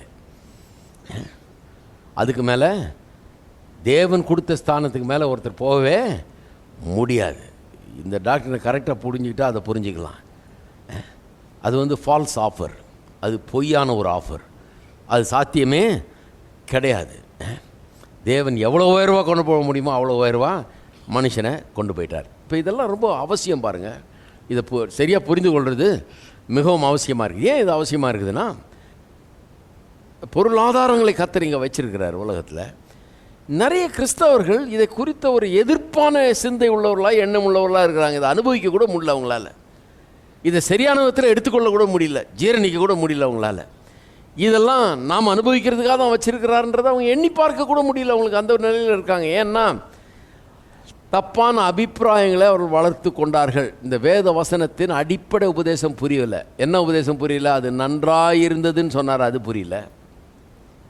ரெண்டாவது, தேவன் சமுடைய சாயலின்படி ரூபத்தின்படி மனுஷனை உண்டாக்கினார்னு சொல்லியிருக்குது, அது புரியல. மூணாவது, அவர்கள் ஆழக்கடவுள்னு சொல்லி அவ்வளோ பெரிய அந்தஸ்தை கொடுத்துருக்காரு மனுஷனுக்கு, அது புரியல. தங்களை ஒரு சாதாரணமாக நினைக்கிறாங்க. சொல்கிறாங்க, நாங்கள் ஒரு கால் தூசிக்கு சமம், நாங்கள் ஒன்றுமே கிடையாது, நாங்கள் ஒரு குப்பை, தூசி, பூச்சி, புழு. இது நான் சொல்லல, நிறைய கிறிஸ்தவங்க சொல்கிறாங்க. ஜெபம் கேட்டு பாருங்கள், சிலர் ஜெபம் அப்படி தான் இருக்கும். நாங்கள் வெறும் குப்பை, தூசி, பூச்சி, புழு ஆண்டவரே. இப்படி தான் அவங்க ஆட்டிடியூட் இருக்குது, மனப்பான்மை இப்படி தான் இருக்குது. புரிஞ்சிக்கவே இல்லை கர்த்தர் எப்படி வச்சுருக்காரு. நீங்கள் குப்பையும் கிடையாது, பூச்சியும் கிடையாது, தூசியும் கிடையாது, புழுவும் கிடையாது, தேவனுடைய சாயலில் உண்டாக்கப்பட்ட மனுஷன். சிலர் சொல்கிறாங்க, நான் இயேசுவுக்காக கழுதையாகிறேன். கழுதையாக வேணாங்க, அவர் உண்டாக்குன மனுஷன். நீங்கள் அவருடைய சாயலில் உண்டாக்கப்பட்ட மனுஷனாகுங்க முதல்ல. அப்படிப்பட்ட ஒரு மனுஷனாகுங்க, அதை ரியலைஸ் பண்ணுங்கள். இல்லை கழுதையாகிறதுக்கு குதிரையாகிறதுக்கு கூட ரெடி. நான் என்னை தாழ்த்துகிறேன் ஒரு கழுதையை போல. யார் உங்களை பண்ணி சொன்னது? அப்படி நீங்கள் எப்பேற்பட்டவர்கள், எவ்வளோ உயர்வானவர்கள் என்பதை எண்ணி பாருங்கள், சிந்தித்து பாருங்கள், அதை அறிந்து கொள்ளுங்கள், தலை நிமிர்ந்து நடங்க. நீங்கள் எப்படிப்பட்டவர்கள் என்பதை கொஞ்சம் யோசித்து பார்க்கணும். இதெல்லாம் புரிந்து கொள்ள வேணும். இதெல்லாம் புரிந்து கொள்ளாமல், இப்போ நான் சொல்கிறத புரிந்து கொள்ளாமல் பொருளாதார ஆசீர்வாதத்தில் வாழவே முடியாது. புரிஞ்சு கொண்ட உடனே இங்கே இருக்கிறதெல்லாம் எனக்காக உண்டாக்கப்பட்டதுங்கிறத புரிஞ்சு கொள்கிறீங்க. சரி, அப்போ ஆண்டு கொள்ள கடவுள்ன்றதுல பராமரிக்கிறது, பாதுகாக்கிறது ஒன்று. இந்த அடுத்த ஆஸ்பெக்ட் தான் இன்றைக்கி பேசுகிறோம். அதாவது அனுபவித்து மகிழ்வது, enjoy and delight in the creation. அதுக்கு தான் ஆண்டு கொள்ள ஆண்டு கொள்வது அது ஒரு விதம். எப்படி ஆண்டு கொள்வது? அதை என்ஜாய் பண்ணணும். பாருங்கள், என்ஜாய் பண்ணுறது அந்த வார்த்தையை கூட நிறைய பேருக்கு பிடிக்கல. நான் வந்தப்போ முதல்ல ஆரம்பித்தப்போ இப்போ யூத் மீட்டிங் வைப்பேன் இங்கே. அப்போ நானும் யூத்து, அதனால் இப்போ யூத் மீட்டிங் தான் ஆரம்பித்தேன். முதல்ல யூத் மீட்டிங் வச்சுட்டு இருந்தால் வாலிபர்லையும் கூப்பிட்டு இங்கே மீட்டிங் வைப்பேன். பாருங்கள், நிறைய இந்த பள்ளிக்கூட மாணவர்கள், அப்போ பள்ளிக்கூடத்தில் படிக்கிறப்போ வந்தவங்கலாம் இன்றைக்கி இருக்கிறாங்க, நல்ல விசுவாசிகள். இங்கே பள்ளிக்கூட மாணவர்கள், காலேஜ் ஸ்டூடெண்ட்ஸ் எல்லாம் வருவாங்க. அப்போ போட்டேன், கம் அண்ட் என்ஜாய் அப்படின்னு போட்டது. ஒருத்தர் சண்டைக்கு வந்துட்டார், ஒரு ஊழியர். அது எப்படி போடுவியாக்கும் என்ஜாய்? அது என்னையா என்ஜாய்? அது உலகம் மாதிரி இருக்குது இல்லை என்ஜாய். அடக்கடவுளை, எல்லாத்தையுமே நம்ம என்ஜாய் பண்ணுறதுக்காக வச்சுருக்கிறாரு. என்ஜாய் பண்ணுறதே தப்புன்னு பொழப்பா எடுத்துக்கிட்டு அதை போதிச்சிட்டு இருக்கிற ஆளுங்களும் இருக்கிறாங்க. பாருங்கள், எவ்வளோ பிசாசை நம்ம வஞ்சித்து போட்டான் பாருங்கள். எனக்கு புரியுது, தப்பான விதத்தில் என்ஜாய் பண்ணுறதுன்னு ஒன்று வந்துருச்சு. இப்போது பாவம் உலகத்தில் வந்த பிறகு தப்பான என்ஜாய்மெண்ட்னு ஒன்று வந்துருச்சு. அதனால தான் ரோட்டில் போகும்போது அன்றைக்கி பார்த்தேன், நான் பல வருஷத்துக்கு முன்னால் ரோட்டில் போகும்போது இந்த பெரிய மெயின் ரோட்டில் இருக்குது என்ஜாய் ஒயின்ஸ், ஒயின் ஷாப்புக்கு பேர் என்ஜாய் ஒயின்ஸு. என்ஜாய் எங்கே பண்ணுறது? அதை குடித்தா வேதம் சொல்லுது தரித்திர ராமான்னு ஒருத்தன். அது எப்படி போடணும்? ஏழையாக வேண்டுமா நன்றாய் குடியுங்கள் அப்படின்னு போட்டாலும் எல்லாம் தெரிஞ்சிருவாங்க. சிகரெட்டு குடித்தா கேன்சர் நோய் வரும்னு போட்டு போட்டு போட்டு இப்போ யாரும் குடிக்கிறது இல்லை பாருங்கள், ரொம்ப குறைஞ்சி போச்சு எல்லாம். தரித்திரன் ஆகணுமா? எல்லாத்தையும் இழக்கணுமா? மனைவி இழக்கணும், பிள்ளைகளை இழக்கணும், வீட்டை இழக்கணும், வேலையை இழக்கணும், மதிப்பு மரியாதை மானத்தை எல்லாத்தையும் இழக்கணுமா? குடியுங்கள் அப்படின்னு போட்டு பாருங்கள், அவன் குடிக்க மாட்டான். இதுக்கு பதிலாக எப்படி ப்ரெசென்ட் பண்ணுறாங்க பாருங்கள், அழகாக லைட்டை போட்டு இப்படி இப்படி அடிக்குது லைட்டு, என்ஜாய் ஒயின்ஸ். ஆனால் சபைகள்லாம் பாருங்கள், ஒரு குண்டு பல்பை போட்டு உட்காந்துருப்பான். இவனுக்கு அந்த சீரியல் லைட்லாம் போட முடியாது, ஏன்னா அவ்வளோ காசு கிடையாது. நம்ம என்ன பிரதர், கமர்ஷியலாக நம்ம சபை தானே பிரதர், ஏழைகள் நம்மெல்லாம். இன்னொரு குண்டு பல்பை போட்டு உட்காந்துருப்பான். அது கூட இப்போ ஃப்ரீயாக தரேன்றாங்க.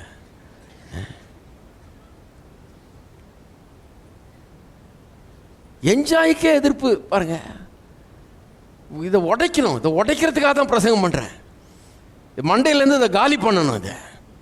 இது போலனா உலகத்தில் கர்த்தர் நமக்காக உண்டாக்கி வைத்த எதையுமே நியாயமான காரியங்களை நாம் அனுபவிக்க முடியாது. நமக்குன்னு கர்த்தர் உண்டாக்கி வச்சிருக்கார் பாருங்க. ஆதியில் உண்டாக்கி வச்சார். ஆதாமை உண்டாக்கணும், அவனுக்காக உண்டாக்கி வைத்தவை இப்பொழுது பாவத்தில் அவன் விழுந்த பிறகு அவனுடைய சந்ததிக்காக தன்னுடைய குமாரனையே அனுப்பி கல்வாரி சிலுவையின் மூலமாக மீட்பை உண்டாக்கி செத்து ரத்தம் சிந்தி சாபமாகி பாவத்தை சுமந்து சாபமாகி மரித்து சம்பாதித்து கொடுத்த அத்தனை ஆசீர்வாதங்களையும் அனுபவிக்க முடியாமல் போயிடும். இது புரியலனா இது ரொம்ப முக்கியம் பாருங்க. எல்லாம் சொல்லுங்க என்ஜாய். இன்னைக்கு போகும்போது அதை சொல்லிட்டே போங்க. என்ஜாய் பண்ணணும். என்ஜாய் பண்ணுறது எல்லாமே தப்புன்னு நினைக்கக்கூடாது. எந்த என்ஜாய்மெண்ட்டுமே தப்பு அப்படின்னு நினைக்கக்கூடாது. தப்பு அது தப்பு. எல்லா என்ஜாய்மெண்ட்டுமே தப்புன்னு நினைக்கிறது தப்பு. இயேசுநாதர் பாருங்க சொல்கிறார். அவர் சொல்கிறார், யோவான் ஸ்நானன் வந்தானா, அவன் போஜனமானம் பண்ணாமல் வந்தானா. அதாவது அவன்கிட்ட புசிப்பு குடிப்பெல்லாம் கிடையாது. அவன் எந்நேரமும் உபவாசம், எதையாவது ஒன்று சின்னதாக கொஞ்சமாக அப்படி சாப்பிட்டு அப்படியே போயிட்டு அப்படி இருந்தவன். அவன் ரொம்ப சிம்பிளாக.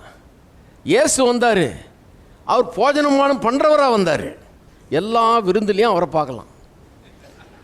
எங்கேயா அவர்? இந்த பரிசேயன் வீட்டில் விருந்துக்கு போயிருக்காருங்க. இன்றைக்கி எங்கே போயிருக்காரு? இன்றைக்கி இங்கே விருந்துங்க. எப்போ பார்த்தாலும் விருந்து. யோவான் ஸ்நானன் ஒன்றும் போஜனபானம் பண்ணாமல் வந்தான். அவனை பேய் பிடிச்ச வந்துட்டானுங்க. இவர் போஜனபானம் பண்ணுறவராக வந்தார். இவரை மதுபான பிரியன், போஜன பிரியன் அப்படின்ட்டாங்க. அவர் சொல்கிறாரு, எதுதான் உனக்கு திருப்தியாக இருக்கும்? போஜனபானம் பண்ணலனாலும் பேய் பிடிச்சிருக்குன்ற, போஜனபானம் பண்ணாலும் மதுபான பிரியன், போஜன பிரியன்ற. என்ன சொல்ல வர்றாரு? என்ன தப்பு? ஒரு வீட்டில் போய் விருந்து சாப்பிட்றதுல என்ன தப்பு? எல்லாமே எதையும் அனுபவிச்சாலே தப்புன்னு நினைக்கிறது தப்பு. நியாயமான விதத்தில் சில இன்பங்களை நாம் அனுபவிக்க முடியும், அனுபவிக்க வேண்டும்னு தான் கர்த்தர் வச்சிருக்கிறாரு. அதை அனுபவிக்க கூடாதுன்னு நினைக்கிறது தான் தப்பு. அதுதான் சொல்ல வர்றாரு. மத்தேயு 11:18. எப்படி எனில், யோவான் போஜனபானம் பண்ணாதவனாய் வந்தான், அதற்கு அவர்கள் அவன் பிசாசு பிடித்திருக்கிறவன் என்றார்கள். இவங்க சந்ததியெல்லாம் இன்றைக்கும் இருக்கிறாங்க. மனுஷகுமாரன் போஜனம் பண்ணுகிறவராய் வந்தார், அதற்கு அவர்கள் இதோ போஜன பிரியனும் மதுபான பிரியனுமான மனுஷன், ஆயக்காரரும் பாவிகளும் சிநேகிதன் என்கிறார்கள். அதாவது இவர் டாக்ஸ் கலெக்டருக்கும் பாவிகளுக்கும் நண்பர்களாக இருக்கிறாருன்றாங்க. ஏன்னா அவங்க வீட்டிலலாம் சாப்பிட்றாரு. என்னால் ஆனாலும் ஞானமானது அதன் பிள்ளைகளால் நீதி உள்ளதென்று ஒப்புக்கொள்ளப்படும் என்றார். ரொம்ப அழகான வார்த்தையில் சொல்லியிருக்கார். நான் ரொம்ப சிம்பிளாக சொல்கிறேன். அறிவுள்ளவர்களுக்கு எது நியாயம்னு விளங்குன்றார்.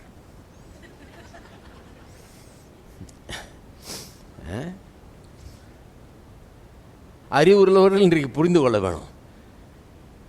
அனுபவிக்கிறதுன்றது எதை அனுபவித்தாலும் தப்பு. எந்த சந்தோஷத்தையும் நம்ம அனுபவிக்கக்கூடாது, எந்த நன்மையும் நம்ம அனுபவிக்கக்கூடாது. அனுபவித்து மகிழ்ந்திருப்பதே தவறு அப்படின்னு நினைக்கிறது தப்பு. ஆமாம், தவறான விதத்தில் அனுபவித்து மகிழ்வதுன்னு ஒன்று இருக்குது உலகத்தில். பாவிகள் அதை செய்கிறாங்க. அதை நம்ம போதிக்கலை. நியாயமான விதத்தில் தேவன் நமக்காக உண்டு பண்ணி வைத்த காரியங்களை நல்ல விதத்தில் அனுபவித்து அதில் மகிழ்ந்திருப்பது என்பது நல்லது. அதைத்தான் நல்லது என்று கண்டார். மனுஷனை, அதாவது முதல்ல எல்லாத்தையும் உண்டாக்குனார், கடைசியில் மனுஷனை உண்டாக்குனார். மனுஷனையும் உலகத்தையும் உண்டாக்குன பிறகு எல்லாத்தையும் பார்த்தான்னு சொல்கிறார், அது மிகவும் நன்றாய் இருந்தது. ஏன்? மனுஷனுக்காக எல்லாத்தையும் உண்டாக்குனார்.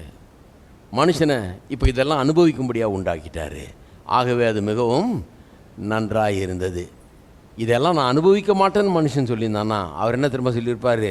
அது நன்றாகவே இல்லைன்னு இருப்பார். இன்றைக்கி நிறைய கிறிஸ்தவர்களை பார்த்து கர்த்தர் சொல்கிறது, இவங்கெல்லாம் எனக்கு அது வேணாம், இது வேணாம், எனக்கு எந்த இன்பமும் வேணாம், அந்த உலகத்தில் நான் எதையும் அனுபவிக்க மாட்டேனாக்கும், எனக்கு இது வேணாம் அது வேணான்னு சொல்கிறவங்க. நாங்கள் அந்த காலத்தில் பாடுவோம் பாருங்கள், நிலம் வேண்டாம், பொண்ணு வேண்டாம், வீடு வேண்டாம், எதுவும் வேண்டாம், பதவி வேண்டாம், நல்ல வேலை வேண்டாம், எதுவும் வேண்டாம் அப்படின்னு பாடுவோம். கர்த்தர் சொல்கிறார், அது நல்லதல்ல. ஹலோ, எல்லாத்தையும் கொடுத்தவர் அவர். கொடுத்ததெல்லாம் வேணான்னு அவர் நல்லதுன்னு சொன்னதையெல்லாம் கெட்டதுன்னா எப்படி அது? ஆகவே நான் சொல்லுகிறேன், கெட்ட விதத்தில் இன்பங்களை அனுபவிக்கிறத பற்றி நம்ம பேசலை. பாவம் வந்த பிறகு அந்த ஒரு இது வந்துருச்சு. ஆனால் நல்ல விதத்திலே, நியாயமான விதத்திலே தேவன் உண்டாக்கிற சிருஷ்டிப்பிலிருந்து எல்லா இன்பங்களையும் நாம் அனுபவிக்க வேண்டும் என்பது தேவனுடைய விருப்பமும் சித்தமுமாய் இருக்கிறது. எத்தனை பேர் அதை ஏற்றுக்கொள்கிறீங்க? நல்ல விதத்தில் இல்லைங்களா? சரி, தொடர்ந்து பார்ப்போம் அதை. அப்போ இந்த மனித உரிமை போன்ற காரியங்கள்லாம் இதிலேருந்து தான் வருது பாருங்கள். இந்த மாதிரி இதிலேருந்து தான் வருது. அப்போ நல்லது என்று தேவன் சொல்கிறாரு, அது நன்றாக இருந்ததுன்னு சொல்கிறாரு. இந்த நன்றாக இருந்ததுன்னு சொல்கிறப்ப நான் சொன்னபடி ஏற்கனவே மனுஷனை உண்டாக்கிட்டார், சிருஷ்டிப்பையும் உண்டாக்கிட்டார். சிருஷ்டிப்பின் கடைசி சிருஷ்டி தான் மனுஷன். எல்லாத்தையும் உண்டாக்கின பிறகு தான் அது மிகவும் நன்றாக இருந்ததுன்றார். ஏன் மிகவும் நன்றாக இருந்தது? நல்லா கவனிங்க. 2 காரியம். ஏன் மிகவும் நன்றாக இருந்ததுன்றது 2 காரியம். ஒன்று, இந்த சிருஷ்டிப்பை எப்படி உண்டாக்கியிருக்கார் கர்த்தர்? மனுஷனுக்கு சில நியாயமான சந்தோஷங்களை, மகிழ்ச்சியை கொடுக்கும்படியாக சிருஷ்டிப்பை கர்த்தர் உண்டாக்கியிருக்கிறார். நல்லா கொஞ்சம் யோசித்து பாருங்கள். நல்ல நல்ல பழங்களை ஏன் வச்சார் கர்த்தர்? மாம்பழம் வாய் ஊறுது சொல்லும்போதே. எதுக்கு வச்சார்? மகிழ்ச்சியாக அதை சாப்பிட்றதுக்காக தான் வச்சார். பலாப்பழம் எதுக்கு வச்சார்? சந்தோஷமாக அதை அனுபவிக்கிறதுக்காக தான் வச்சார். வாழைப்பழம் எதுக்கு வச்சார்? எத்தனை பேருக்கு சந்தோஷம் கர்த்தர் இதெல்லாம் வச்சாருன்னு? இதெல்லாம் நல்லா சாப்பிட்டு அனுபவிக்கும்படியாக தான் கர்த்தர் வச்சார். இது மாதிரி தான் எல்லாம் உலகத்தில் இருக்க மற்ற வெள்ளி பொருள்லாம் எதுக்கு வச்சார்?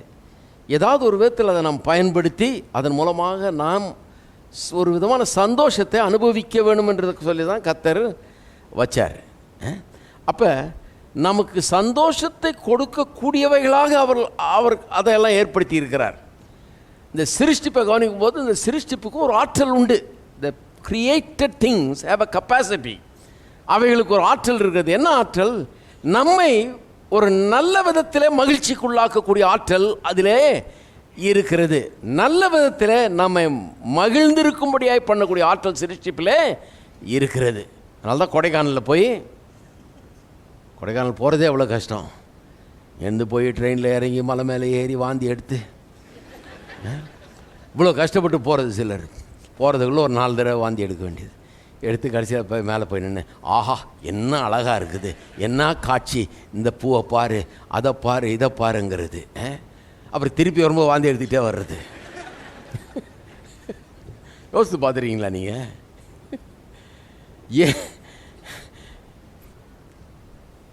ஏன் கர்த்தர் இதெல்லாம் நாம் மகிழும்படியாக வச்சிருக்கிறார்? அதை கண்டு கழிக்கும்படியாக.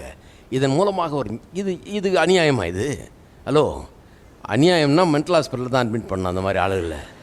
இது நல்ல மகிழ்ச்சியா, கெட்ட மகிழ்ச்சியா? இது அருமையான மகிழ்ச்சி. என்னை மகிழ்விக்கிறது அது. அந்த சூழல், அந்த நல்ல சுத்தமான காற்று, அந்த அருமையான சூழ்நிலை, அந்த சீதோஷ்ண நிலை, அதனுடைய அங்கே இருக்கிற அந்த நதி, அங்கே இருக்கிற மரம் செடி கொடிகள், அதனுடைய காட்சி, காடுகள், மலைகள், அந்த காட்சி, பூக்கள், அங்கே விளைகிற பழங்கள் பார்த்தீங்கன்னா அவ்வளவு அருமையாக இருக்குது. ஒரு தடவை கொடைக்கானல் போயிட்டு பழனி வரைக்கும் நடந்தே வந்தோம். காட்டுக்குள்ளே ஒரு ஆசை, இந்த காட்டெல்லாம் உள்ளே போய் பார்த்துட்டு வந்துடுவோன்னு. எல்லாம் நமக்கு தான் வச்சுருக்காரு. அப்போ அதை ஹைக் பண்ணி நடந்து வரும்போது என்னத்துக்காக நடந்து வர்றோம்? ஷூவெல்லாம் கிழிஞ்சு போச்சு பாருங்கள். அவ்வளோ காலையில் 9 மணிக்கு ஆரம்பித்து சாயந்தரம் 6 மணிக்கு வந்து சேர்ந்தோம். நடந்து காலையிலேருந்து சாயந்தரம் வரைக்கும் நடக்கிறோம். எதுக்கு? ஏன் அவ்வளோ கஷ்டப்பட்டு நடக்கிறோம்? ஏன்னா நான் அனுபவிக்கும்படியாக கர்த்தர் இதெல்லாம் வச்சிருக்கிறார். நான் கண்டு கழிக்கும்படியாக. இதெல்லாம் எனக்கு ஒரு விதமான மகிழ்ச்சியை தரும்படியாக தான் கர்த்தர் இதெல்லாம் ஏற்படுத்தி வச்சிருக்கார். நான் அதெல்லாம் எக்ஸ்ப்ளோர் பண்ணணும், போய் பார்க்கணும், சுற்றி பார்க்க வேணும், இதை நல்ல விதத்தில் அனுபவிக்க வேண்டும். இதெல்லாம் அனுபவிக்கிறது தப்புன்னு சொல்ல முடியாது. அப்போ சிருஷ்டிப்பிலே ஒரு ஆற்றலை கடவுள் வச்சிருக்கிறார், ஒரு கெப்பாசிட்டியை கடவுள் வச்சிருக்கார். அது என்ன கெப்பாசிட்டி? உங்களையும் என்னையும் நியாயமான நல்ல விதத்தில் மகிழ்விக்கக்கூடிய ஒரு கப்பாசிட்டி அந்த சிருஷ்டிப்புக்கு இருக்கிறது.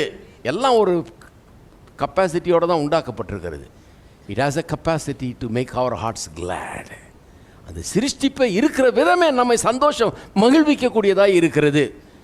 அது ஒரு சைடு. இன்னொரு சைடு என்ன, அதை கண்டு மகிழக்கூடிய ஆற்றலை எனக்குள்ளேயே வச்சிட்டாரு. அதுக்கு என்னை மகிழ்விக்கக்கூடிய ஆற்றல் சிருஷ்டிப்புக்கு இருக்குது. எனக்கு இதனால் மகிழ்ச்சி அடையக்கூடிய ஒரு கப்பாசிட்டி எனக்கு இருக்கிறது.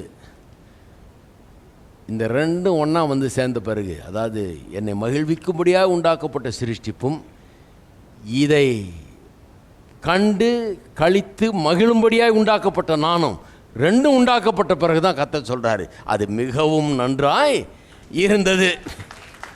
இருக்கிறீங்களா? என்ன பொருத்தம்ன்றார். இவன் அனுபவிக்கிறதுக்காகவே இதெல்லாம் உண்டாக்கப்பட்டிருக்கிறது. இவனுக்கு ஒரு நல்ல ஒரு மகிழ்ச்சியை உண்டாக்கக்கூடிய தன்மை இது சிருஷ்டிப்பில் இருக்கிறது. இவனுக்கு இதையெல்லாம் ரசித்து இதை கழிக்க, இதில் மகிழ்ந்து இருக்கக்கூடிய தன்மை இவனுக்கு இருக்குது. இந்த ரெண்டும் ஒன்றா சேர்ந்து வந்த உடனே எல்லாத்தையும் உண்டாக்கிட்டாரு, மனுஷனையும் உண்டாக்குனார். இப்போ சொல்கிறாரு முடிவில், அது மிகவும் நன்றாக இருந்தது. இருக்கீங்களா? இது நல்லா உள்ள பதிக்கிட்டோம்,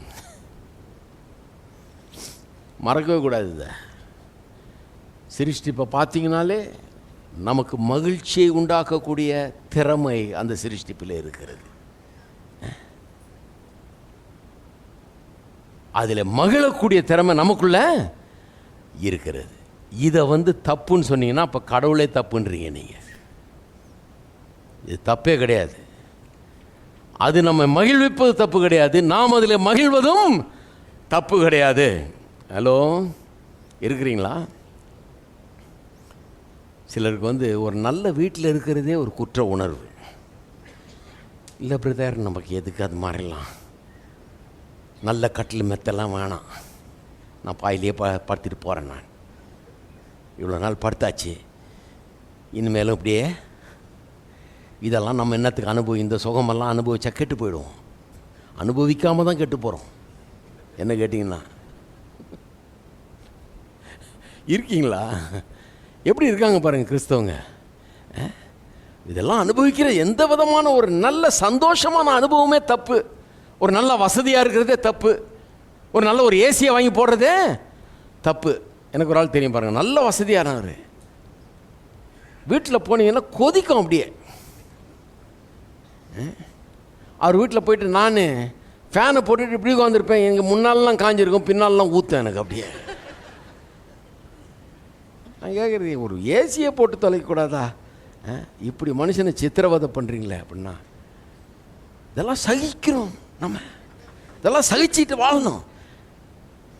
நான் சொன்னேன், இதெல்லாம் ஒன்றும் சகிக்க வேண்டியதில்லை, கொஞ்சம் காசை வெளியே எடுத்து ஒரு ஏசியை வாங்கி போட்டால் இந்த துன்பம் நீங்கிடும் நம்மளை விட்டு.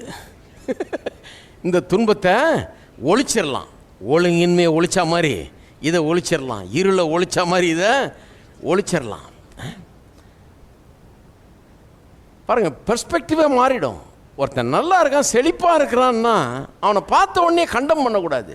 அவனை பார்த்த உடனே உலக பிரகாரமானவன், இவன் ஏதோ இன்பத்தில் வாழ்ந்துட்டு இருக்கிறான், இந்த உலக பிரகாரமான காரியங்கள் கிடையாது. ஒருத்தன் நல்லா இருக்கிறான், ஒரு நல்ல வசதியான ஒரு வாழ்க்கை வாழ்கிறான் அப்படின்னா நம்ம என்ன நினைக்கிறோம்? பரவாயில்ல, ஆதியில் ஒழுங்கின்மை வெறுமை இருள் இருந்தது, அதெல்லாம் போக்கி நல்லா ஆக்குனார். அது மாதிரி இவனும் தன்னுடைய வாழ்க்கையில் இருக்கிற ஒழுங்கின்மை வெறுமை இருள் எல்லாம் போக்கி அழகான தேவன் ஆதியிலே என்னதை மனசில் வச்சு மனுஷனுக்கு வாழ்க்கையை உண்டு பண்ணி கொடுத்தாரோ அப்படிப்பட்ட ஒரு வாழ்க்கைக்கு இவன் திரும்பி கொண்டிருக்கிறான். அப்படி தான் பார்க்கணும். அப்படி பார்க்குறத விட்டுட்டு கிரிட்டிக்கலாக பார்க்குறது தேவையா? இதெல்லாம் அவசியமா?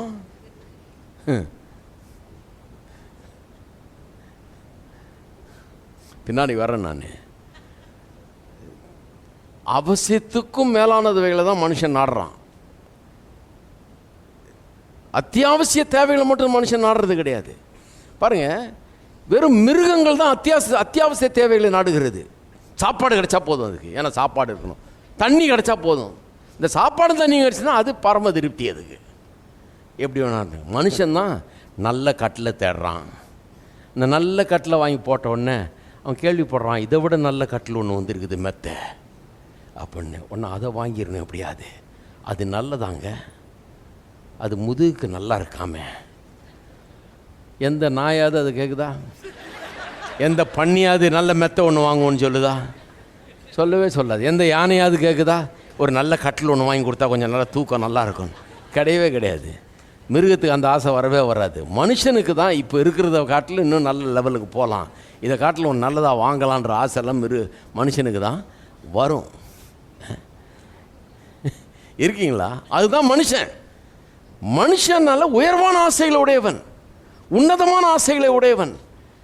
அது மனுஷனை கடவுள் அப்படி வாழ முடியாது வச்சுட்டு, அதனால தான் அதை எய்ம் பண்ணுறான். அவனுக்கு வந்து காட்டில் வாழ முடியாது, அவனுக்கு வந்து ஒன்றும் இல்லாமல் இருக்க முடியாது. அவனுக்கு வர சோத்தை கொடுத்துட்டு தண்ணியை கொடுத்துட்டு பேசாமல் படுத்துங்க, ஏன் தொந்தரவு பண்ணுறேன்னு கேட்க மாட்டான்.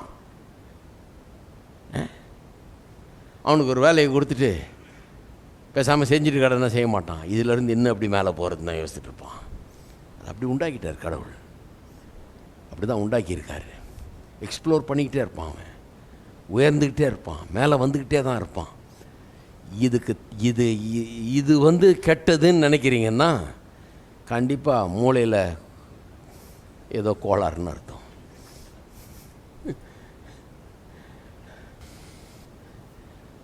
சிருஷ்டிப்பை பார்க்கும்போது நான் சொல்லுகிறேன், உங்களுக்கு நினைவுக்கு வர வேண்டியது என்ன? என்னை மகிழ்விக்கும்படியாக கர்த்தர் உண்டாக்கியிருக்கிறார். சூரியன் சந்திரன் காலையில் வீட்டை விட்டு வெளியே வந்த விடிய காலத்தில் அந்த சூரிய வெளிச்சம் அடிக்கும்போது என்ன இன்பமாக இருக்குது, மகிழ்ச்சியாக இருக்குது. ஒரு மழை பெய்யும்போது என்ன அருமையாக இருக்குது. ராத்திரி நட்சத்திரங்கள் மேலே வந்து நம்ம வீட்டை சூழ்ந்து இருக்கும்போது எப்படி இருக்குது, மொட்டை மாடியிலேருந்து மேலே பார்த்தா என்ன மாதிரி இருக்குது. இந்த நல்லா காற்றடிக்கும்போது பீச்சிலேருந்து ஒரே காற்று அடிக்குது பாருங்கள், அப்போ என்ன அருமையாக இருக்குது. பீச்சுக்கு போய் காற்று வாங்குறது ஒரு தப்பா? அனுபவிக்க போயிருக்கிறேன், வேற ஒன்றும் இல்லை. ஹலோ, ஒருத்தர் சொல்கிறார் நாங்கள் பீச்சுக்கெல்லாம் போகிறது கிடையாது. அதாவது வேர்த்துக்கிட்டு உட்காந்துட்டு இருக்கலாம் வீட்டில், தப்பே கிடையாது. பீச்சுக்கு போய் கொஞ்சம் காற்று வாங்கிட்டா உலக பிரகாரமானவனாக மாறிடும். இல்லை, பீச்சில் போய் காற்று வாங்கி அங்கே ஏதாவது சுண்டல் கிண்டல் வாங்கி தின்னுக்கிட்டு அப்படியே கொஞ்சம் இந்த கடல் அலையை பார்த்துக்கிட்டு அதில் காலை நினச்சிக்கிட்டு சந்தோஷமாக இருந்தால் என்ன தப்புன்ற? இதெல்லாம் கர்த்தர் நம்மை மகிழ்விக்கும்படியாக உண்டாக்கி இருக்கிறார். மனசை கொஞ்சம் மாற்றினா தான் இதெல்லாம் சரியான விதத்தில் நாம் அனுபவிக்க முடியும்.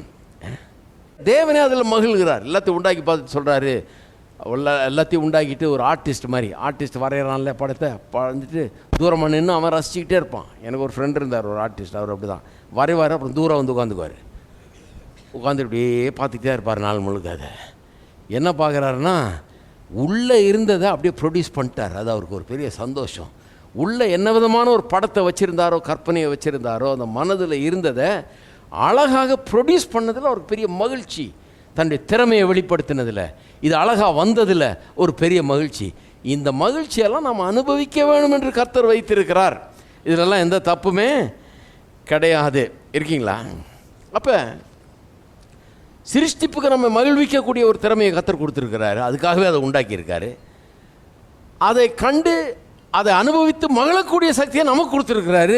ரெண்டுத்தையும் ஒன்றா வச்சுட்டு தான் சொல்கிறாரு, இது மிகவும் நன்றாய் இருந்தது அப்படிங்கிறார். அப்போ நல்லா கவனிக்கணும்.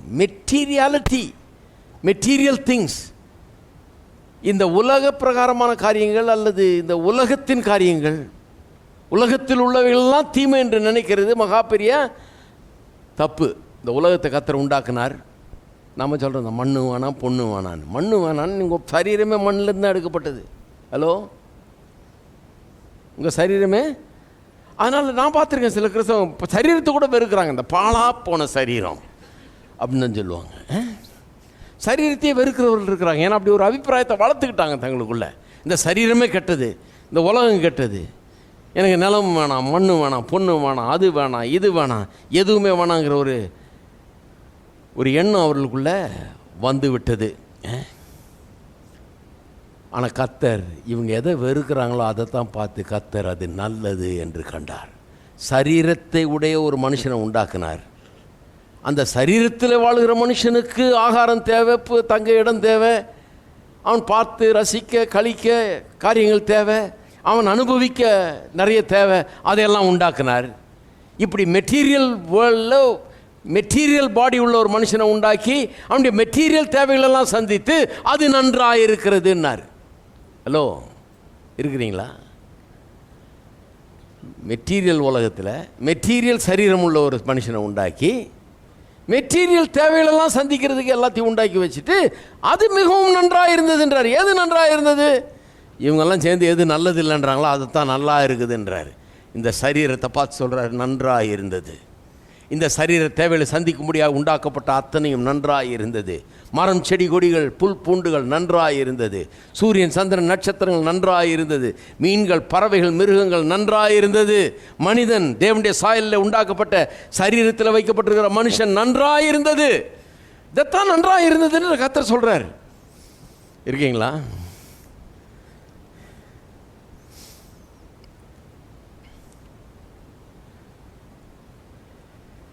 மனுஷனை கொண்டு வந்து ஏதேன் தோட்டத்தில் வைக்கிறார் பாருங்கள். ஒரு பெரிய ஒரு ராஜா ராணி மாதிரி வைக்கிறார் அவங்கள. லிட்ரலாக பிக்சர் அப்படி தான் வருது. அதனால தான் முதல் அதிகாரத்தில் ஆரம்பிக்கிறது ரொம்ப இம்பார்ட்டன்ட் பாருங்கள். நடுவுலேருந்து ஆரம்பிக்காமல் முதல்லேருந்து ஆரம்பிக்கிறது ரொம்ப இம்பார்ட்டன்ட். ஏன்னா அங்கே தான் கர்த்தருடைய சித்தம் வழங்குது. இதை விட்டுவிட்டு நடுவில் ஆரம்பித்தோம்னாலே கோளாறு தான் பாருங்கள். இந்த தரித்திரத்தை பற்றி போற்றி மேன்மைப்படுத்தி அது பெரிய பரிசுத்தம்னு சொல்லி பேசுகிறவங்கெல்லாம் முதல் 2 அதிகாரத்தை கவனிக்கிறதே கிடையாது. அங்கே போகவே மாட்டாங்க. நீங்கள் கவனித்து பாருங்கள், அங்கே போகவே மாட்டாங்க. அதுதான் கர்த்தருடைய சித்தம். மனுஷனை வைக்கிறார், ஒரு ராஜா ராணி மாதிரி வைக்கிறார் ஏதேன் தோட்டத்தில். ஆயிரக்கணக்கான மரம், செடி, கொடிகள், பல வகைகள், நதிகள், பொன் விளைகிற பூமி எல்லாத்தையும் வைக்கிறார். வச்சுட்டு இதை பண்படுத்தி இதை டெவலப் பண்ண சொல்கிறார். இந்த பூமியில் ஏராளமான வளங்கள் இருக்குது. இதெல்லாம் எதுக்கு பிரயோஜனப்படணும்? அன்றைக்கி எல்லாம் வளங்கல மனுஷனுக்கு, ஆனால் கர்த்தருக்கு வழங்குச்சு. பூமி கடியில் எண்ணெயை வச்சுருக்கிறார். அன்னைக்கு காரம் கிடையாது, ஒன்றும் கிடையாது. இந்த எண்ணெயை எதுக்கு பயன்படுத்துறதுன்னு மனுஷனுக்கு என்ன தெரியும்? ஒன்றும் தெரியாது. இன்றைக்கி பாருங்கள், அதை பாட்டுக்கு பம்ப் பண்ணி விட்டுக்கிட்டே இருக்கிறாங்க. இதை வச்சே இந்த அரபு நாடுகள்லாம் அவ்வளோ பெரிய பணக்காரங்கள் ஆகிட்டாங்க. இதை விற்று இதை போடுறதுக்கு கார்கள் வந்துருச்சு. இன்றைக்கி என்ன வசதிங்கிறீங்க? எங்கள் தாத்தா கட்ட வண்டியில் அரசாங்க அதிகாரியாக வேலைக்கு போனார். அந்த காலத்தில் கிராமமாக வேலைக்கு போனார். இன்றைக்கெல்லாம் காரில் போகிறாங்க அதே அதிகாரிகள். இன்றைக்கி என்ன மாதிரி வசதிகள் வந்துருக்குதுன்னு பாருங்கள். ஏரோப்ளேன் வந்துருக்குது, ட்ரெயின் வந்துருக்குது, பஸ்ஸு வந்துருக்குது. இதெல்லாம் இன்றைக்கி வந்தது. ஆனால் தேவன் ஏற்கனவே உண்டாக்கின உலகம், அந்த உலகத்தில் உள்ளவங்களை வச்சு தான் இதெல்லாம் உண்டாக்கியிருக்கிறாங்க. பிளேன் இன்றைக்கி பறக்குதுன்னா இன்றைக்கி இவன் ஏதோ ஒன்று கண்டுபிடிச்சிடல, எப்படி பறக்க வைக்கிறதுன்றதை மட்டும் தான் இவன் கண்டுபிடிச்சிருக்கான் ஒழிய பறக்க வைக்கிறதுக்கு வேண்டிய அத்தனை ஃபிசிக்கல் லாஸ், பிரமாணங்கள், விதிகள் எல்லாம் அன்னைக்கே கர்த்தர் வச்சுட்டார். அது ஏற்கனவே இல்லைன்னா இவன் தலைகளை நின்னாலும் பறக்க வைக்க முடியாது. அதை இவன் பண்ணது அதை ஒன்றும் அவன் பறக்க வைக்கல. எப்படி பறக்க வைக்கிறதுன்றதை கண்டுபிடிச்சான், அவ்வளோதான் ஒழிய வேற ஒன்றும் கிடையாது. அதை பறக்கிறதுக்கு வேண்டிய அத்தனை ஃபிசிக்கல் லாஸும் ஆல்ரெடி இன் எக்ஸிஸ்டன்ஸ், ஏற்கனவே இருந்தது. தேவன் அதை உண்டாக்கி வச்சிருந்தார். இருக்கீங்களா? அதனால தான் அவர் நல்லதுன்னு சொன்னப்ப வெறும் அன்றைக்கு உண்டாக்கினா அந்த வடிவில் இருந்த அந்த உலகத்தை பார்த்து அது மிகவும் நன்றாக இருந்ததுன்னு சொல்ல, ஆயிரக்கணக்கான வருஷங்களுக்கு பிறகு இப்போ ஏரோப்ளேனு, காரு, பஸ்ஸு, அது இதுன்னு ஏகப்பட்ட வசதிகள் நிறைந்த உலகத்தை அன்றைக்கே தேவன் கற்பனை செய்து பார்த்து விட்டார். இந்த சிருஷ்டிப்பின் மூலம் என்னெல்லாம் உண்டாக போகுது, இதிலிருந்து என்னெல்லாம் வரப்போகிறது, மனுஷனை எப்படியெல்லாம் அது மகிழ்விக்க போகிறது, என்னெல்லாம் வசதி அது கொண்டு வரப்போகுது, அவனுக்கு அவனுடைய வாழ்க்கையை எப்படியெல்லாம் மேம்படுத்த போகிறது என்பதை அன்றைக்கே கண்டார். கண்டு தான் சொல்றாரு, அது மிகவும் நன்றாக இருந்தது.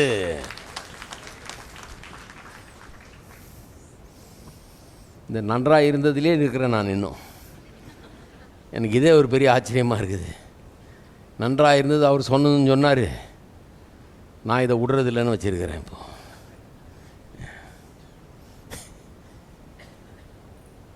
நன்றாக இருந்தது. ஏன் இதை நான் விடுறதில்லைன்னு பிடிச்சிட்டேன்னா, எனக்கு வாழ்நாள் முழுக்க சொன்னாங்க இது நல்லதல்லன்னு. நல்ல காலம் நான் பைபிளை திறந்து கண்டுபிடிச்சேன், அது நன்றாக இருந்ததுன்னு அவர் சொல்லியிருக்கிறாரு. யார் சைடு நான் சாயிறது? இவர் சைடா இல்லை அவங்க சைடா? நான் தீர்மானம் பண்ணிட்டேன், இவங்கெல்லாம் என்னை வெறுத்தா கூட சரி, இவர் சைடு தான் நான் சாய போகிறேன். அது மிகவும் நன்றாக இருந்ததுன்னு அவர் சொல்லிட்டாரு. அது எனக்கு இன்பமான ஒரு வாழ்க்கையை உண்டாக்குன்னு சொல்லிட்டாரு. எனக்கு எல்லா வசதிகளும் அது தரும்படியாக தான் அவர் உண்டாக்கினார்னு சொல்லிட்டாரு. ஆகவே நான் ஒரு தீர்மானத்தை பண்ணிட்டேன். கடவுள் உண்டாக்கின அத்தனை காரியங்களும், அதன் மூலமாக உண்டாகிற அத்தனை நன்மைகளையும் ஆசீர்வாதங்களையும் வசதிகளையும் வாய்ப்புகளையும் நான் பயன்படுத்தி கொள்ளப் போகிறேன். அதை பயன்படுத்தி கர்த்தருக்காக இந்த பூமியில் வாழப்போகிறேன், காரியங்களை செய்ய போகிறேன். இருக்கீங்களா? தான் அப்ரோச். ஒருத்தர் சொல்கிறார், இயேசு நடந்து போனார், நீங்கள் காரில் போகிறீங்க.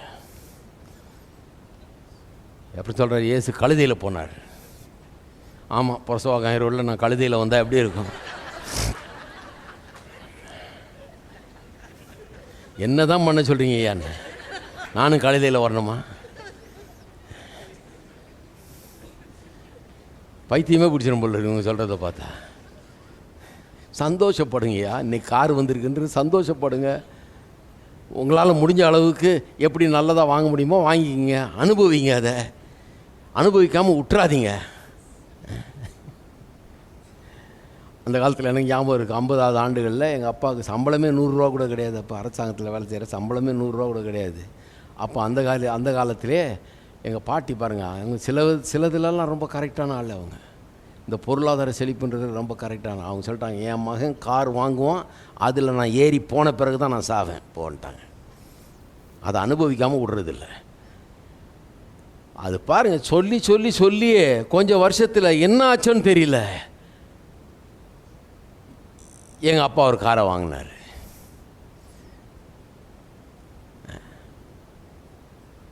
உள்ளே மாறினோடனே வாழ்க்கை வெளியும் மாறிடுது.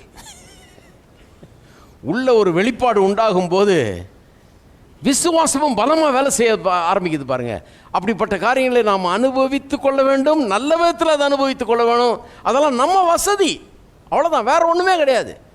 இல்லை நான் நடந்தே போகிறேன், பரிசுத்தமாக இருப்பேன், அப்போ தான் சரி நடந்து போங்க, யார் வேணான்னு. காயுதியா, வெயிலாக இருக்குது, நான் காரில் தான் போக போகிறேன். இல்லை நான் கழுதையில் போய்க்குங்க.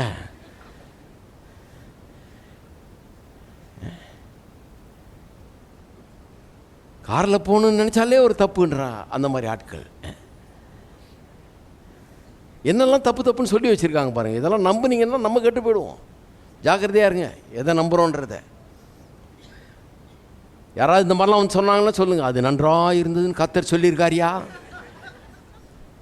எது நன்றாக இருந்தது? கார் நல்லா. ஆமாம், அதைத்தான் சொன்னார் அன்னைக்கு கார் இல்லை, இருந்தாலும் அவர் பார்த்துட்டாரு வரும்னு. 4 வீலில் ஓடிட்டு இருக்கணும், 4 வீலரை பார்த்துட்டாரு அன்னைக்கே. நன்றாக இருந்து அதுக்கு தான் எண்ணெயெல்லாம் அன்றைக்கே ரெடி பண்ணி வச்சுட்டார் பூமிக்கு அடியில் ஊற்றுன்னு. இதில் எல்லாம் ப்ரிப்பேர்டாக, இவன் ஒன்றுமே கண்டுபிடிக்கல பாருங்கள், மனுஷன் எதையுமே உண்டாக்கலை. அதனால தான் அவர் சொல்கிறார், அது நன்றாக இருந்தது, மிகவும் நன்றாக இருந்தது. எதுக்கு? என்னை மகிழ்விக்கக்கூடிய எல்லாம் இந்த உலகத்தில் உள்ளவைகளில் இருக்கிறது. ஒரு பாசிட்டிவ் ஆட்டிடியூடை டெவலப் பண்ணால் என்ன தப்புங்கிறேன். ஹலோ, குறுக்கு புத்தியே இருக்கக்கூடாது எல்லாத்துலேயும். அது வேண்டாம்னு நினைக்கிறேன் நான், அது ரொம்ப டூ மச். என்ன டூ மச்சு? அப்போ பரலோகத்தில் போய் இதுதான் சொல்லிட்டு இருக்க போகிறீங்களா? அப்படின்னு நின்று காம்பவுண்ட் வாலை பார்த்து, இது ரொம்ப டூ மச், இதெல்லாம் டைமண்ட்ஸ்லேயே போட்டிருக்காரு காம்பவுண்ட் வால், ரொம்ப டூ மச். அங்கே தெருவை பார்த்து, இது ரொம்ப டூ மச், இதெல்லாம் இதுலேயே போட்டிருக்காரு, தங்கத்திலேயே போட்டிருக்காரு, இது ரொம்ப டூ மச்சு. பரலோகம் சிலருக்கெல்லாம் பெரிய பிரச்சனையின் இடமா இருக்க போகுது. சில பரிசுத்தவான்கள்லாம் பரலோகம் போயிட்டு பரலோகத்தில் தான் இருக்கிறோமா இல்லை நரகத்துக்கு வந்துட்டோமான்னு யோசிப்பாங்க. ஏன்னா அவங்க வெள்ளியும் பொண்ணெல்லாம் கற்றுருக்கோம், அதுக்கு சம்மந்தமே இல்லைன்னு நினைக்கிறவங்க. அங்கே போனோன்னு அவங்களுக்கு ஆச்சரியமாக இருக்க போகுது. எங்கே பார்த்தாலும் இது ஜொலிக்கிறத பார்த்தோன்னா அவங்களுக்கே ஒரு மாதிரி இருக்கும்னு நினைக்கிறேன். நல்ல அபிப்பிராயத்தை வளர்த்துக்கொள்வது நல்லது. என்ன சொல்ல வர்றேன், ஒரு நியாயமான நல்ல விதத்தில் தேவனுடைய சிருஷ்டிப்பை எல்லாம் நாம் அனுபவிப்பது நல்லது. தெரியும் எனக்கு, கெட்ட விதத்தில் நிறைய பேர் பாவிகள் அனுபவித்து கொண்டிருக்கிறாங்க, அனுபவிக்கலான்னு சொல்கிறாங்க. இதை அவர்களுடைய தவறான இன்பங்களுக்கு பயன்படுத்துகிறாருன்னு தெரியும். ஆனால் நம்ம அதை பற்றி பேசலையே. ஹலோ, சபையில் அதையா போதிச்சிட்டு இருக்கிறோம், அதை பற்றி பேசலை. நம்ம அது பண்ணக்கூடாது. நாம் என்ன சொல்கிறோம், நல்ல விதத்தில் அதை அனுபவிப்போம். பாவிகள் தவறான விதத்தில் அனுபவித்து அதை தவறான விதத்தில் பயன்படுத்துகிறார்கள். நல்ல விதத்தில் நாம் அனுபவிக்க வேண்டும். அவங்க தவறான விதத்தில் அதை அபியூஸ் பண்ணுறதுக்கு எந்த உரிமையும் கிடையாது. உரிமை மீறல் அது. கடவுள் நம்ம கையில் கொடுத்துருக்கிறார், பாதுகாத்து பராமரித்து நல்ல விதத்தில் பயன்படுத்தும்படி தப்பாக பயன்படுத்திட்டு இருக்கிறாங்க. இதை அனுபவித்து இதில் மகிழ்ந்திருப்பது, இதில் மகிழ்ச்சியாக வாழ்வது எனக்கு கொடுக்கப்பட்ட ஸ்லாக்கியம், அது உரிமை. தேவன் எனக்கு கொடுத்துருக்கிற பிறப்பு உரிமை, அது கர்த்தர் எனக்கு கொடுத்துருக்கிறார். அது இருக்கீங்களா? அப்போ அதுக்கும் இதுக்கும் உள்ள வித்தியாசத்தை கிறிஸ்தவர்கள் புரிந்து கொள்ள வேணும். உலகத்தில் உள்ள பாவிகள் அவர்கள் அக்கிரமம் செய்து கொண்டு உலகத்தில் இருக்கிற சகல அற்புதமான தேவனுடைய படைப்புகளெல்லாம் அப்யூஸ் பண்ணி அதில் இன்பம் கண்டு அதில் தப்பு தப்பான மெனத்தை உண்டாக்குறான், சாராயத்தை உண்டாக்குறான். சாராயத்தை உண்டாக்குறான். இதை வச்சு அதையும் இதையும் தப்பான காரியங்களை சிகரெட்டை உண்டாக்குறான், சாராயத்தை உண்டா, அது எல்லாம் நோயும் அதையும் அழிவையும் உண்டாக்குது. அப்படிப்பட்ட காரியங்களை அவன் உண்டாக்குறான். கர்த்தர் எல்லாத்தையும் நன்மையை உண்டாக்க முடியாது. நல்ல விதத்தில் நன்மையான விதத்தில் பயன்படக்கூடியவைகளாக உண்டாக்க முடியாத கர்த்தர் வச்சிருக்கிறார். இவன் தப்பாக பயன்படுத்தினா அதை நாம் வெறுக்கிறோம், அதை தள்ளுகிறோம். நன்மையான விதத்தில் அனுபவிப்பது நல்லது என்று சொல்லுகிறோம். இருக்கீங்களா?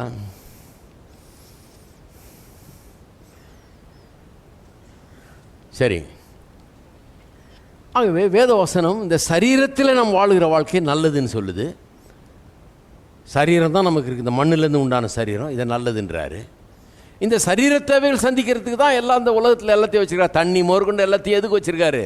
இந்த சரீர தேவைகள், ஆகாரம், தண்ணி, அது இது எல்லாமே இந்த சரீரம் உயிர் வாழ்வதற்கு வச்ச காரியங்கள். இதெல்லாம் நல்லது. இதெல்லாம் மெட்டீரியல் தானே, மெட்டீரியல் திங்ஸ் தானே, இது நல்லது என்று அவர் சொல்லுகிறார். இன்னொன்று பாருங்கள், மனுஷன் ராஜா மாதிரி அங்கே வைக்கிறார். இதே இந்த இடத்துல 2ஆம் அதிகாரம் பாருங்கள். 2ஆம் அதிகாரத்தில் 16ஆம் வசனம். தேவனாகிய கர்த்தர் மனுஷனை நோக்கி, நீ தோட்டத்தில் உள்ள சகல விருட்சத்தின் கனியும் புசிக்கவே புசிக்கலாம். எப்படி சொல்கிறார் பாருங்கள், சகல விருட்சத்தின் கனியும் புசிக்கவே புசிக்கலாம். புசிக்கலாம்னு சொன்னால் போதாதா? புசிக்கவே புசிக்கலாம்னு ஏன் சொல்லணும்? இதுக்கு ஒரு பாயிண்ட் இருக்கீங்க வேறு. புசிக்கவே புசிக்கலாம்னா இவன் புசிக்காமல் விட்டுருவான்னு தெரியுது போல இருக்குது அவருக்கு. இதை புசிக்கலாமா கூடாதா, இது ஏதாவது தடை பண்ணியிருக்காரா இது அப்படின்னு யோசிப்பாங்க. சில தாராளமாக புசிப்பா, நல்ல புசி, யாரும் ஒன்றை கட்டுப்படுத்த முடியாது. நீ என்ன வேணுமோ எல்லா விருட்சத்தின் கனியும் புசிக்கவே புசிக்கலாம். அந்த ஒரே ஒரு நன்மை தீமை அறியத்தக்க விருட்சத்தின் கனி மட்டும் தான் புசிக்காதனார். எல்லா விருட்சத்தின் கனியும் புசிக்கவே புசிக்கவே புசிக்கலான்றது இங்கிலீஷில் எப்படி சொல்லியிருக்குன்னா, you shall freely eat of all the trees of the garden. Freely ஈட்லாம் ஓசியில் சாப்பிடுன்னு அர்த்தம் இல்லை. கொஞ்சம் நல்லா விளங்கிக்கணும் பாருங்கள். ஃப்ரீலன்னா, ஃப்ரீனா ஓசியில் கொடுக்குறேன் நீ சாப்பிட்டு போ அப்படின்ற அர்த்தத்தில் சொல்ல. ஃப்ரீலினா சுதந்திரத்தை பற்றி சொல்லியிருக்குது. உனக்கு முழு சுதந்திரத்தை நான் அளிச்சிருக்கிறேன். அந்த சுதந்திரத்தை உடையவனாக நீ தாராளமாக இருக்கிற எல்லாவற்றையும் அனுபவித்துக்கொள், நல்லா சாப்பிடு அப்படிங்கிறார். உனக்கு உரிமை உண்டு, சுதந்திரம் உண்டு, உன்னை யாரும் தடுக்க போகிறதில்ல. நான் ஒன்றும் தடை பண்ணல, எதையும் நான் விலைக்கு வைக்கல, எந்த நன்மையும் உனக்கு விலைக்கு வைக்கல. எல்லா விருட்சத்தின் கனியும் நீ புசிக்கவே புசிக்கலாம் சொல்கிறாங்க. எதுக்கு அவ்வளவு? ஏதேன் தோட்டம் அவசியமா? ஒரு மனுஷனுக்கு அத்தனை மரமா? ஒரு மனுஷனுக்கு 4 நதியா? 2 அண்டா தண்டி போதாதா?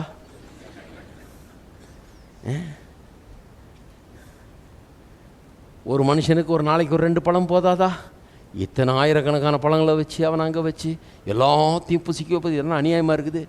இதெல்லாம் லக்ஸுரி, இதெல்லாம் மாடரேஷனே இல்லை, எக்ஸ்ட்ராவகன்ஸ், ரொம்ப மோசம். இது கர்த்தரே ஒரு தவறான முன்னுதாரணத்தை வச்சுட்டு போயிட்டார். நமக்கு கிடையவே கிடையாது, நல்ல உதாரணத்தை வச்சுட்டு போயிருக்காரு.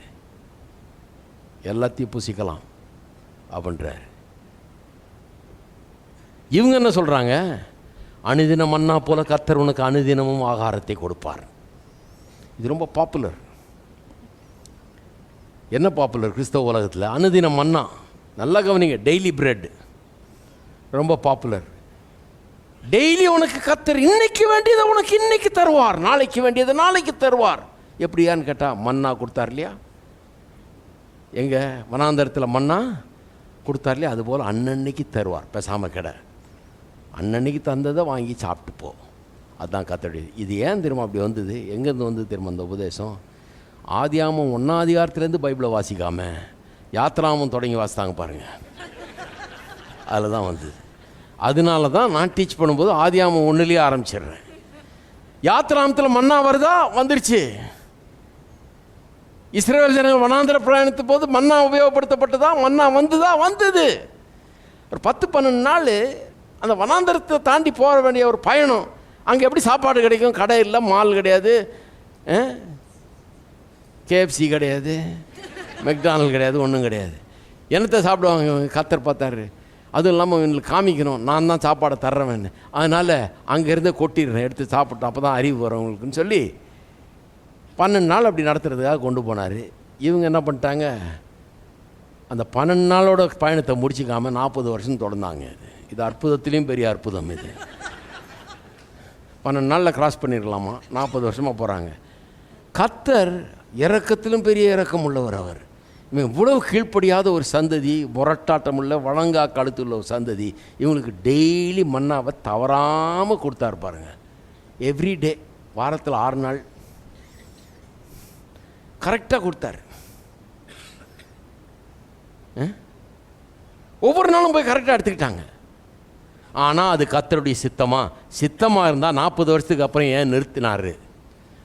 ஏன் நிறுத்தினார்னா அவருடைய ஒரிஜினல் சித்தம் என்ன? பாலும் தேனும் ஓடுகிற நலமும் விசாலமான தேசத்துக்குள்ளே அவர்கள் வாழ வேணும்.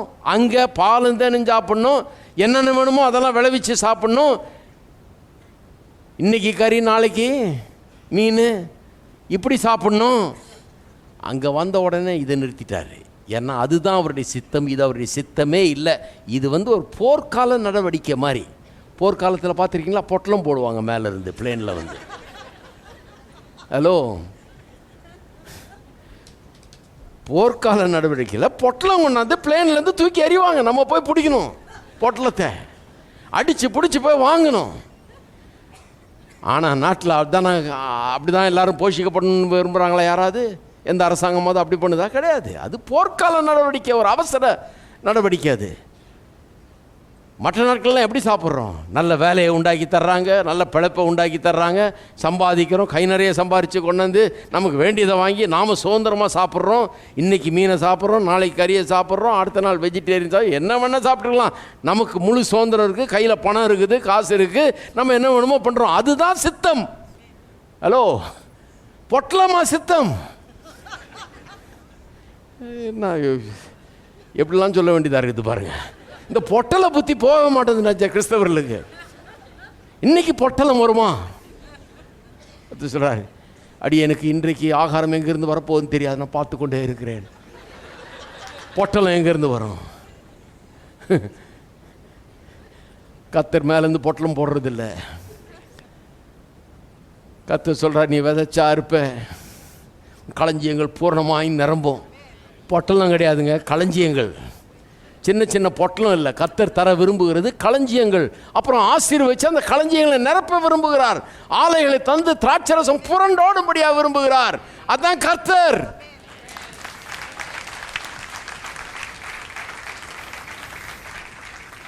இந்த பொட்டல புத்தி நீங்கி விருந்து புத்தி வரணும். மேஜையில் உட்காந்து சாப்பிட்ற அந்த புத்தி வரணும். அப்போ தான் நல்லா இருக்க முடியும் நாம். சரி, அப்போ ஏதேன் தோட்டத்தில் நாம் என்ன பார்க்குறோம்? ஏதேன் தோட்டத்தில் பாருங்கள், முதல்ல வானத்தை பூமி உண்டாக்கினார். பூமியானது ஒழுங்கின்மை வெறுமை இருளாக இருந்தது. அதெல்லாம் போக்குகிறார் பாருங்கள். அதில் என்னத்தை காமிக்கிறாரு? போக்கி நல்ல அருமையான எல்லா வளமும் நிறைந்த உலகமாக உண்டாக்குறாரு. என்னத்தை காமிக்கிறாரு? பொருளாதார குறைவு, தாழ்ச்சி, இல்லாமை, வறுமை, ஏழ்மைத்தனம், இதுக்கெல்லாம் நான் எதிரி. இன்றைக்கி எப்படி பேசுகிறாங்கன்னா, இதெல்லாம் கர்த்தரே தர்றாரு, இது உனக்கு நல்லது, பரிசுத்த வாழ்க்கைக்கு இதெல்லாம் நல்லதுன்ற மாதிரி போதிக்கிறாங்க. நான் சொல்கிறேன், கர்த்தர் சொல்கிறாரு, அது ஒழுங்கின்மை, அது வெறுமை, அது இருள், அதை நான் போக்குகிறேன், ஒளியை உண்டாக்குகிறேன், ஒழுங்கை உண்டாக்குகிறேன், நிறைவை உண்டாக்குகிறேன், அற்புதமான எல்லா படைப்புகளையும் உண்டாக்குகிறேன், புல் பூண்டுகளை, மரம் செடி கொடிகளை உண்டாக்குகிறேன், மீன்கள் பறவைகள் மிருகங்கள் உண்டாக்குகிறேன், எல்லா வளங்களையும் உண்டாக்குகிறேன். அதுதான் என்னுடைய சித்தம்ங்கிறாரு. இருக்கீங்களா?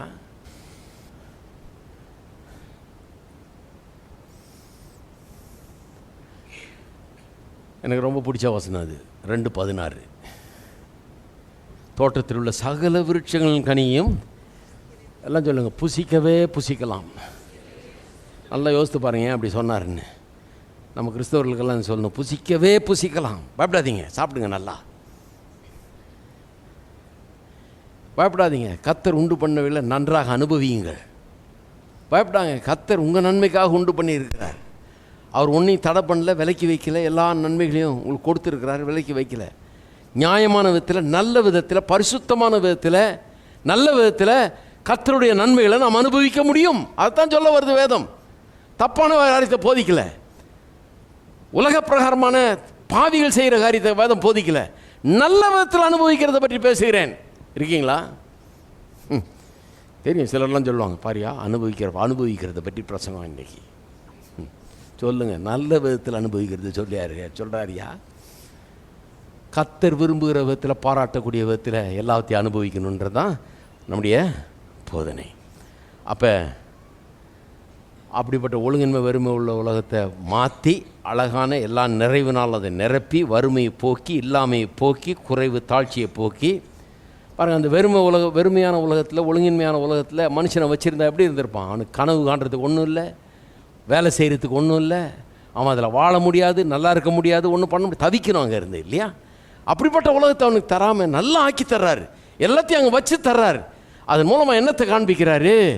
நல்லா ட்ரீம் பண்ணு, புதுசாக அதை கண்டுபிடி, இந்த நிலத்தை நல்லா நோண்டி பாரு, அதில் என்னெல்லாம் இருக்குது, இதில் என்னெல்லாம் விளைய முடியும்னு பாரு, எவ்வளோ விளைவிக்க முடியும்னு பாரு, இதை வச்சு என்னெல்லாம் பண்ணலாம்னு யோசிச்சு பாரு, ஆராய்ச்சி பண்ணி பாரு, நல்லா ட்ராவல் பண்ணி பாரு, அலசி ஆராய்ச்சி பாரு, என்னெல்லாம் கொண்டு வர முடியும். உடைய கிரியேட்டிவிட்டி யூஸ் பண்ணி, ட்ரீம் பண்ணி, கனவு கண்டு புதுசாக கொண்டு வா. அப்படிங்கிற விதத்தில் தான் உலகத்தை உண்டாக்கினார். இருக்கீங்களா? அதனால தான் சந்திரமண்டலம் வரைக்கும் போயிட்டு வர்றாங்க. சும்மா இருக்க முடியாது. சிலர் சொல்கிறாங்க, ஏன் சும்மா இருக்கக்கூடாது, அவ்வளோ தூரம் போய் 50,000 கோடி செலவழிக்கணுமா? அதுக்கு 50,000 கோடி 5 லட்சம் கோடி இருந்தால் கூட செலவழிப்பாங்க. செலவழித்து போய் வந்து தான் இருப்பான். ஏன்னா எல்லாம் தன்னுடைய கட்டுப்பாட்டுக்குள்ளே இருக்கிறதுன்றதை மனுஷன் கண்டுபிடிச்சிட்டான். அப்படிப்பட்ட சமுதாயத்தில் அவர்கள் இப்படிப்பட்ட ஆராய்ச்சியில் இறங்குவாங்க, மேலே போவாங்க, தேடுவாங்க. அங்கே என்ன இருக்குது, எனக்கு எப்படி அது பயன்படும், நாங்கள் என்னத்தை கண்டுபிடிக்கலாம் அப்படின்னு தேடாமல் இருக்க மாட்டாங்க. அதுக்கெல்லாம் ஆதியாகமம் 1:26-31 தான் அடிப்படை. தேவன் அதை நல்லதுன்னு சொல்லியிருக்காரு. அப்போ நல்லதுன்னா நான் ஒரு விசிட் கொடுத்துட்டு வரேன்னே, டிக்கெட் கொடுக்குமா, நான் கூட போகிறேன். சரி சொல்கிறேன், எதுக்கு அவங்களுக்கு அது போகணும்? அப்படி ஒரு இடம் இருக்குது, டிக்கெட் வேறு தரானா, அப்புறம் போகாமல் இருக்கலாமா நம்ம? ஹலோ, போய் பார்த்துட்டு தான் போகுது, என்ன தான் இருக்குது அங்கே? அங்கே ஒரு கொஞ்சம் பேர் இருந்தால் அங்கே ஒரு பிரசங்கம் பண்ணிட்டு வந்துடலாம்.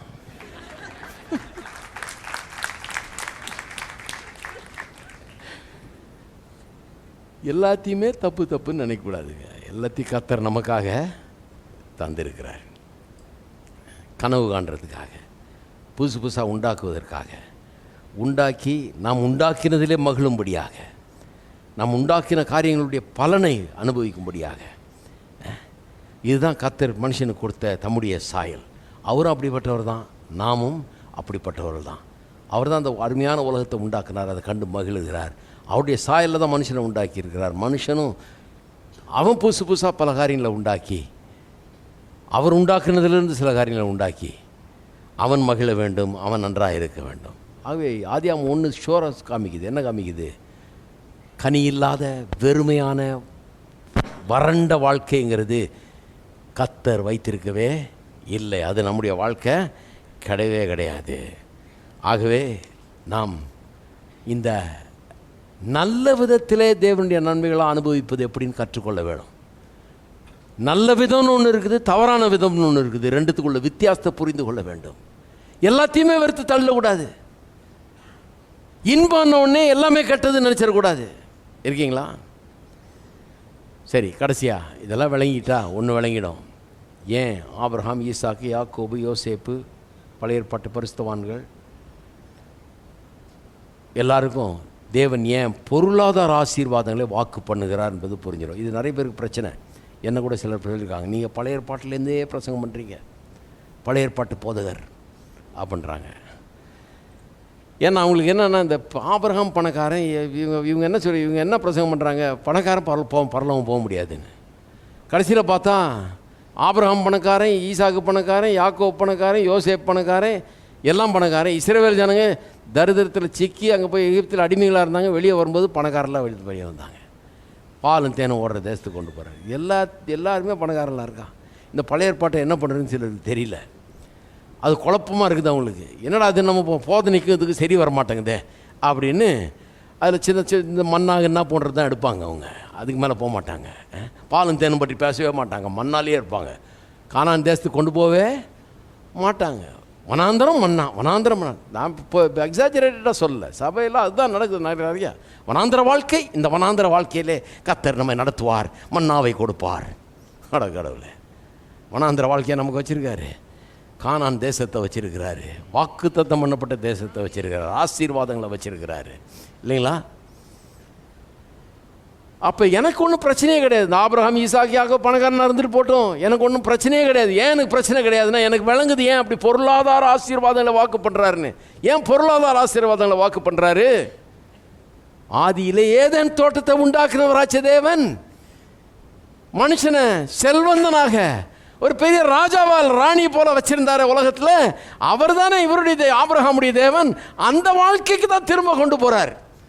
அவர் வேறு எதுலேயும் செட்டில் ஆகிற மாதிரி இல்லை. பரவாயில்ல, இப்போ தரித்திரத்தில் வந்துட்டு இதுலேயே இருந்து உனக்கு பரிசுத்தமாக இருப்பேன்னு சொல்லலை அவர். அதனால்தான் மனுஷனை உண்டாக்கி ஏதேன் தோட்டத்தில் வச்சு, தம்பி பயப்படாத, அனுதினம் மண்ணா உனக்கு அனுப்பி வைக்கிறேன், பொட்டலம் வந்து சேரும் உனக்கு அப்படின்னு சொல்லலை அவர்.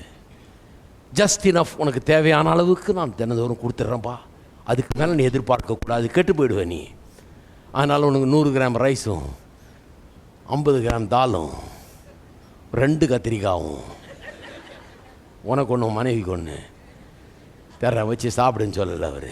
அவர் சொன்னார், இந்த தோட்டத்தில் உள்ள சகல விருட்சங்களின் கனியை புசிக்கவே பூசிக்கலாம், எனக்கு அதில் எந்த பிரச்சனையும் கிடையாது.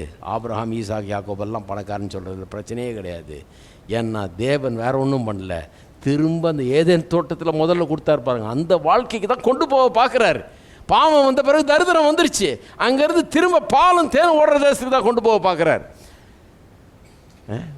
அதனால தான் பாருங்கள், மோசேக்கும் இஸ்ரவேலருக்கும் பாலும் தேனும் ஓடுற நலமும் விசாலமான தேசத்தை கொடுக்குறாரு. பணக்காரன் மோட்சம் போகவே முடியாதுன்றாங்க, பணக்காரனாக இருந்தால் ஆவிக்குரியவனாக இருக்கவே முடியாதுன்றாங்க. யோபு அவ்வளோ பெரிய செல்வம், ஆயிரக்கணக்கான மாடுகள்லாம் வச்சுருக்கான். அந்த கணக்கெல்லாம் பார்த்தீங்கன்னா இத்தனை 1000 மாடு. நான் யோசித்து பார்க்குறது, இத்தனை 1000 மாடை எங்கே வச்சுருப்பான் அவன்? எல்லாம் 5000 7000ன்னு சொல்லிடுது ஒன்று கணக்கு. எவ்வளோ பெரிய ஆளாக இருந்திருப்பான் பாருங்கள் அந்த காலத்தில். ஆனால் அவனை பற்றி சொல்லுது, அவன் நீதிமானாக இருந்தான், தேவனுடைய பார்வையில் நல்ல ஒரு மனுஷன், பரிசுத்தவானவன், நீதிமானாய் இருந்தான். இயேசுவே பாருங்கள், தேவனுடைய ராஜ்யத்தை குறித்து பிரசங்கம் பண்ணும்போது என்ன பிரசங்கம் பண்ணுறாரு? சிலர் சொல்கிறாங்க, வேறு எதுவுமே கிடைக்கலையா அவருக்கு? விருந்து. பரலோக ராஜ்யத்தை பற்றி பிரசங்கம் பண்ணும்போது என்ன சொல்கிறாரு? விருந்துக்கு அழைக்கப்பட்டவர்கள். பரலோக ராஜ்யத்தை பற்றி பிரசங்கம் பண்ணும்போது விருந்தை போல அதை சித்தரிக்கிறார். விருந்துக்கு வர்ற கெஸ்ட், அழைக்கப்பட்டவர்கள் அப்படின்னு தான் சித்தரிக்கிறார். இருக்கீங்களா? கடைசியாக ஒன்று வாசித்து முடிச்சிடுறேன். வில்லியம் ஜேம்ஸ் என்கிற மிகப்பெரிய ஒரு மனுஷன் இப்படி சொல்லியிருக்கார், மனுஷனுக்கும் மிருகத்துக்கும் என்ன வித்தியாசம்னு சொல்கிறார். லேசாக தொட்டேன், அதை இப்போ ஃபுல்லாக வாசிக்கிறேன். அதை வாசித்து தமிழில் மொழிபெயர்த்து சொல்கிறேன். கொஞ்சம் பழைய இங்கிலீஷு, அது தமிழில் மொழிபெயர்த்து சொல்கிறேன், ரொம்ப பிரயோஜனமாக இருக்கும். அது கவனிங்க. மனுஷனுக்கும் மிருகத்துக்கும் என்ன வித்தியாசன்றார். மனுஷனுடைய மனதை பற்றி நிறைய அலசி ஆராய்ஞ்சவர் இவர். சொல்கிறாரு, man's chief difference from the brutes lie in the exuberant excess of his subjective propensities. அப்படின்னா மனிதனுடைய அலாதி விருப்பங்களும் நாட்டங்களும், மனிதனுக்குள்ளாக புதைந்து கிடக்கும் அலாதி விருப்பங்களும் நாட்டங்களும் அவன் மிருகங்களை காட்டிலும் வித்தியாசமானவன், முற்றிலும் மாறுபட்டவன் என்பதை நமக்கு காட்டுகிறது. மனுஷனுக்கும் மிருகத்துக்கும் உள்ள வித்தியாசத்தை எது காட்டுதுன்றாரு? மனுஷன் நிறைய அலாதி விருப்பங்களால் நிறைந்திருக்கிறான். அலாதி விருப்பங்கள்னா அவனை மிஞ்சிய விருப்பங்கள். அவன் எட்டாத கனியை விரும்புகிறவன் மாதிரி பெரிய பெரிய விருப்பங்களை உள்ளத்தில் வச்சுருக்கிறான், போய்ந்து கிடக்குது அவனுக்குள்ளே. இப்படி வரணும், அப்படி வரணும், இப்படி இருக்கணும், அப்படி இருக்கணும், அப்படிப்பட்ட விருப்பங்கள்லாம் மனுஷனுக்குள்ளே இருக்குது. இதுதான் மனுஷனுக்கையும் மிருகத்தையும் பிரித்து காட்டுறதுன்றார். அதான் சொல்கிறேனே, எந்த நாயாது இதை விட கொஞ்சம் நல்ல வீடு பார்க்கலாம் அப்படின்னு தேடுதா? கிடையவே கிடையாது. மனுஷன் தேடுறான்.